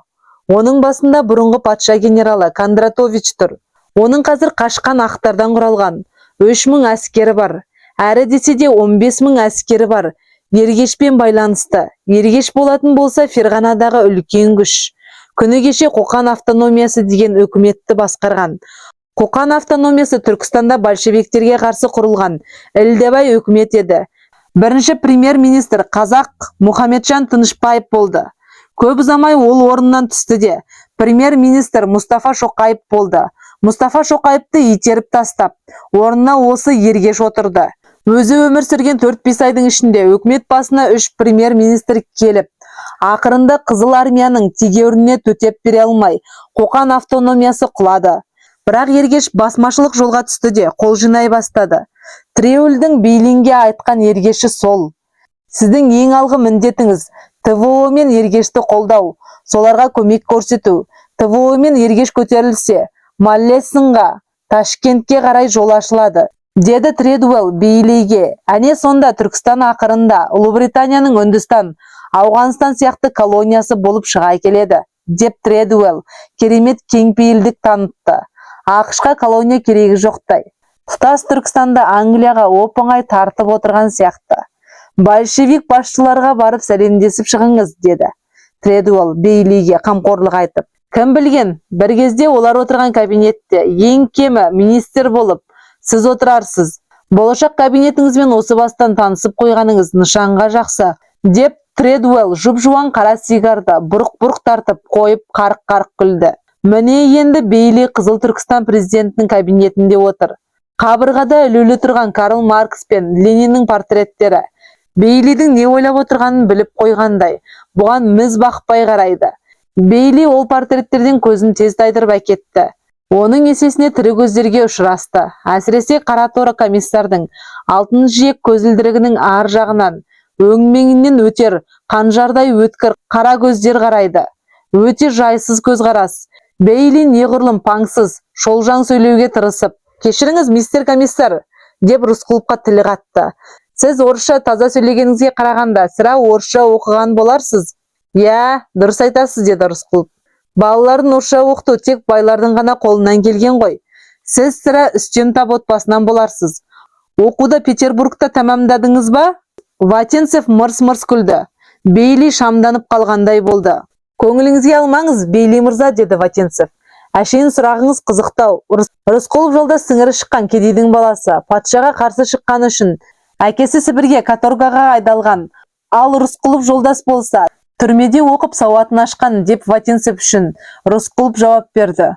О, деп Бейли қасын керіп, басын жай ғана салмақпен изеді. Профессионал революционер, all right, мен жазушы болсам, сіздің өміріңізден роман жазар едім. Ондай ықыластарыңызға рахмет, Бейли, деді Рысқұлов. Реті келген сөзді өлтіріп алмайын деп. Жазушы табылса, сіздің осы сапарыңызда романға бергісіз болар. Үндістан, Иран, Ауған, Синцзян, Түркістан. Бейли бордай аппақ болып, бір тамшы қаны қалмай қуарып бара жатты. Менің мұндай маршрутпен жүргенім сізге қайдан белгілі? Деді ол есін жиып алып. Логика айтады, сіз Қашқарға әрине Ауған арқылы, Ауғанға Иран арқылы, ал Иранға Үндістаннан келе аласыз. Генерал Маллесін де Үндістаннан шыққан жоқ па? Жоқ, мен ешқандай Маллесінді білмеймін. Менің мақсатым бейбітшілік мақсат. Жаңа Түркістан мен Англия арасында мейлінше достық қатынас орнату. Түркістан бұған Мәскеу рұқсатынсыз да ықтиярлы деп ойлаймын. Бейли араша тілегенде Вотинцевке мөлие қарады. Әу бастағы шолжаңдығы лезде тыйылған. Жә, келген шаруаңызды айта отырыңыз, деді Вотинцев, әңгіме бағытын өзгертіп. Алғашқы тілек, Ұлыбритания жас Түркістаннан мынаны қалайды. Түркістан Германияға мақта сатпаса екен. Мақта деген стратегиялық үлкен күш қой. Мақта беріп Германияны күшейтіп алсаңыздар, ертең Ресейге қайта шабуылдамасын, қайдан білесіздер? Ал әзірге Түркістан Ресейден мүлде бөлектене қойған жоқ қой. Әрі десе де Түркістан өкіметі мистер Вотинцев қолында. Өкімет басында Вотинцев отырғанына меңзеуіңіз бекер, деді сөз кезегін Вотинцев іліп әкетіп. Вотинцев бүгін ғана президент. Ертең бұл орынға Түркістан халықтарының ең талантты өкілі отырады. Әрі десе, Вотинцев бүкіл Түркістанның жеке дара қожасы емес. Мұнда түрксик бар. Соның бір мүшесі мына алдыңызда отырған Рысқұлов. Ал Германияға мақта сатуды сатпауды да Вотинцев емес, түрксик шешеді. Тағы не тілегіңіз бар? Ендігі тілек менің мұндағы дипломатиялық жұмысыма тиісті жағдай жасалса болғаны, деп жуасыды Бейли. Бізге келген адал ниетті дипломаттың әрқайсысына да жағдай жасалады, деді Вотинцев, осымен әңгіме тамам дегендей, нығарлай сөйлеп. Пажовник Бейли ұмытып қалмайын дегендей, Вотинцевке, онан соң Рысқұловқа тағы бір назар тастады. Екеуінің де басын кесіп алар ма еді? Деген ойдың жазуы көздерінен жарқ-жұрқ ете қалды. Кешікпей ол бұл ойына жарым-жартылай жетті де. Қанның иісі шыққан жерге жер түбінен алдымен құзғын қарға жетеді. Түркістанда қан аз төгілген жоқ, әлі де төгіліп жатыр. Оның көбірек төгілуіне полковник Бейли де себепкер болды. Дегеннен ақ Чикінің ізіне түскен. Бейлидің адымы қысқарды. Бірақ жырынды жансыз кеңестік Түркістанның жауларымен ауыз жаласып та үлгерді. ТВО-ның көсемі генерал Кондратовичті тауып алып, кәрі генерал арқылы большевиктердің соғыс комиссары Осиповпен сыбырласып үлгерген. Осиповқа қатты тапсырған, ең алдымен комиссарлардың көзін құрт. Әсіресе Вотинцев пен Рысқұловтың басын ал деп. Осипов ысылдаған, маған көмек керек, қару керек, ақша керек, әскер өзімізде де бар деген. Бейли оның айтқанын орындап, генерал Кондратовичке көп ақша берді. Бірақ бәленің бәрі сол ақшадан шықты. Кондратович әлгі мол қаржыға жергілікті халықтан аттар сатып ала бастаған. 10 емес, 100 емес, 100-деп үйір-үйірімен айдаған. Чикінің да көзі бар. Бұл кәрі генерал мұншама жылқыны қайтеді демей ме? Әлде кеңестік Түркістанда 1000 жылқы айдаған бай болғысы келеді ме? Әрине, контрреволюция әскері үшін жиналған жылқы. ТВО-ның сөйтіп талқаны шығып, тәмам болған. Бейли бет-пердесі ашылып қалар болған соң, қашып-пысып, жасырын жайға көшкен. ТВО қираған мен әупіріммен Осипов аман қалды. ТВО-ның көсемдерінің бірі бола тұра. Ол коммунистік билетін төс қалтасына сақтап, Түркістан Кеңестік Республикасының соғыс министрі қызметінде қалшылдап тұрған дәурен еді. Ойрансалардың алдында комиссар Осипов ерекше бір халге түсіп, ескі аруақтарға сыйынардай болып, діндарлық әдеттен ада жүрсе де, өзінен өзі теңселіп, губернатор бағына келді. Қаңтардың аязы шым-шым тістелеген қызғылт сәулелі кешеді. 1881 жылдың 1 наурызында алыстағы Петербургте патшаны атып өлтірді. Сол екен, генерал-губернатор фон Кауфман төсек тартып жатып қалды. 1867 жылдан бері Түркістан тағынан түспей келе жатқан, Түркістанның патшасы атанған губернатор сол жатқаннан тұра алмады. Патша өлімінен кейін сірә бұл дүниеде баяндық жоқ, енді өмір сүруде не мағына бар деп бір жолата түңілген болу керек. Өлерінің алдында өсиет қалдырады. Мені осында, яғни Ташкентте жерлеңдер. Бұл жер нағыз орыстың жері екенін, әрбір орыс бұл жерді жастануға арланбайтынын білсін жұрттың бәрі, деп кетті. Өле жатса да отаршылдық мінезден арыла алмай, Түркістан жерін шеңгелдей құлады.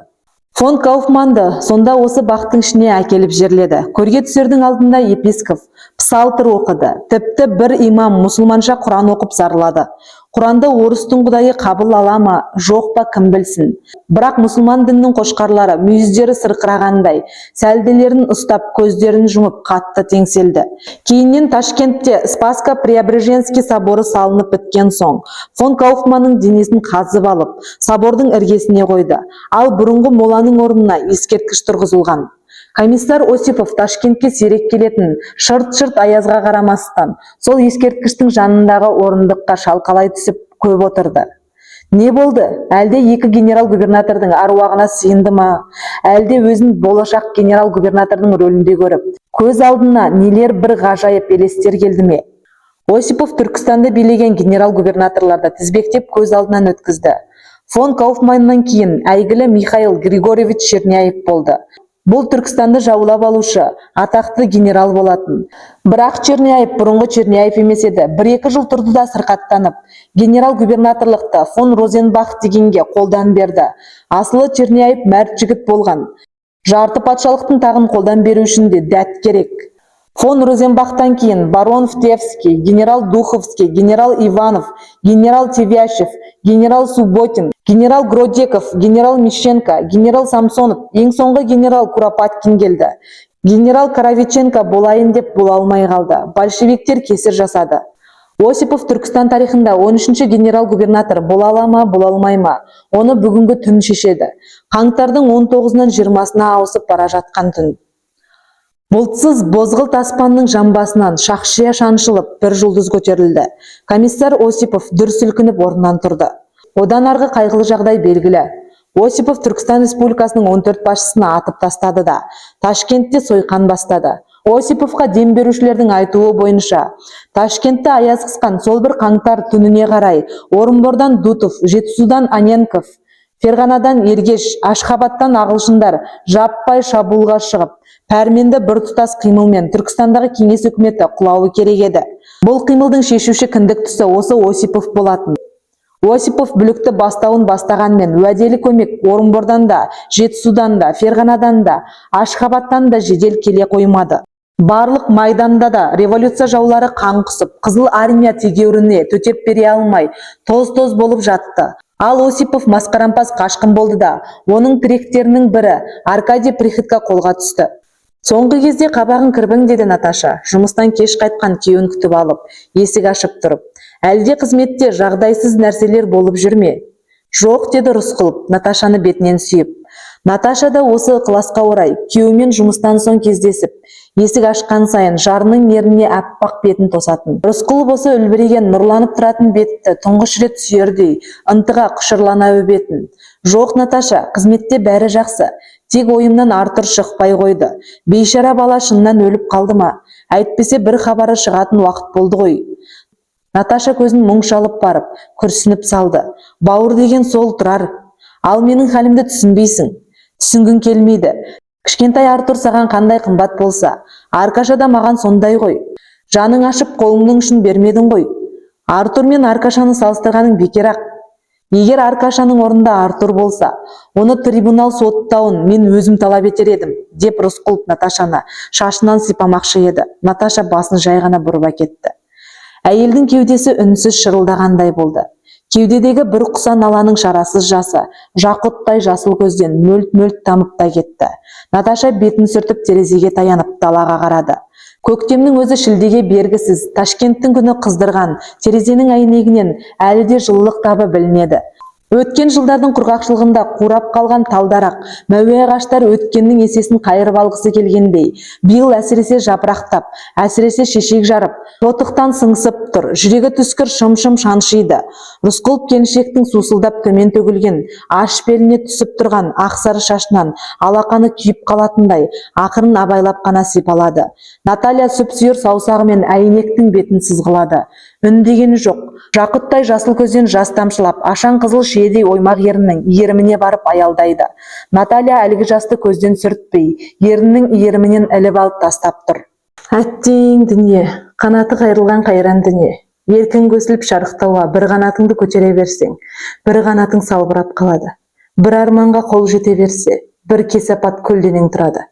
Көктен іздегені жерден табылып, көп жыл бойы көкейінен кетпей қойған сүйгені өзі іздеп келгенде, арада айлар өтпей жатып, көңілге қаяу, көкірекке сызат түскені қалай?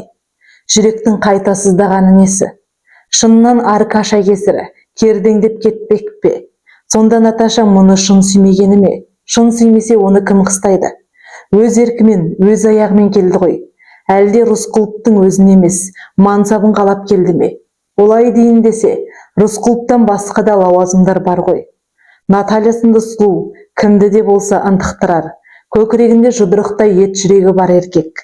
Оған бір бұрылып, сұқтанбай қарап өте алмас. Сабаудай қайқы кірпікке ілінген жас, наурыз айының жаңа тебіндеген, жас көгінің ұшына ілініп тұрған таңғы шық сияқты. Натальяны да түсінуге болады. Қанша жау болса да, бауырдың аты бауыр ғой. Соны біле тұра Рысқұлов айтты. Мен бұл іске араласа алмаймын, деді. Білмеймін, деді Наташа. Бұрылмастан, алагеуім далаға қарап тұрып. Араласқың да келмейді. Мейлі, сен кіріспей-ақ қой, тұрар. Бірақ мен басқа малын қарастырармын. Қандай амал ол, Наташа? Оны енді өзім білемін, сүйіктім. Большевиктердің бәрінің бірдей жүректері қаңсып қалмаған шығар. Менің хәлімді түсініп, арамызда құлақ асатын біреу табылатын шығар, деді әйелі енді, жасын тыйып, көзін сүртіп, еңсесін жиып алып. Бұл ауыр сөз еді. Рысқұловтың қаңсыған жүрегі шым-шым сыздап барып басылды. Қателесесің, менің жүрегім сен ойлағандай тас емес, деп айтуға оқталды да, айтпады. Қарсы дау үдеп кететінін түсінді. Тек революцияның ең қатерлі жауы, Аркадий Приходьконы ешқандай большевик босата алмайды, деді. Көреміз, деді келіншегі. Өкінішті-ақ, қаптаған қалың топты жалынды сөздерімен талай рет ұйыта, иландыра білген Рысқұлов бұл жолы сүйген жарын сендіре де, көндіре де алмады. Екеуі о бастақ жазмыштан бір-біріне арнап жаратылғандай болса дағы, екеуінің жүрегі де бір-біріне ынтыға соқса дағы, миллион жылда бір рет бір-біріне жанай өтетін жұлдыздар сияқты, екеуінің жолы екі жаққа қиыстап бара жатты. Жұлдыздар бір-бірімен миллион жылда бір рет жанасып өткенде, екеуі бірігуге зарыға ұмтылып, тартылыс күшінің заңына жанұшыра қарсы шығып, тәндерін жаралауға дейін барады. Бірақ арқансыз, белгісіз ұлы күш екі жұлдызды екі жаққа сүйреп алып кетеді. Жұлдыздар жүрегінде жара қалады. Жара әуелі от болып жанады. Бірте-бірте суынып, қатпар-қатпар таулар пайда болады. Біздің жарықтық жер анамызда миллиард жыл көлемінде әлденеше рет сондай ынтызарлық азабын бастан кешкен. Алатаулар, қаратаулар махаббат қасіретінің перзенттері. Рысқұлов пен Колосовская екеуін екі жаққа бір дүлей күш ажыратып әкетіп бара жатты.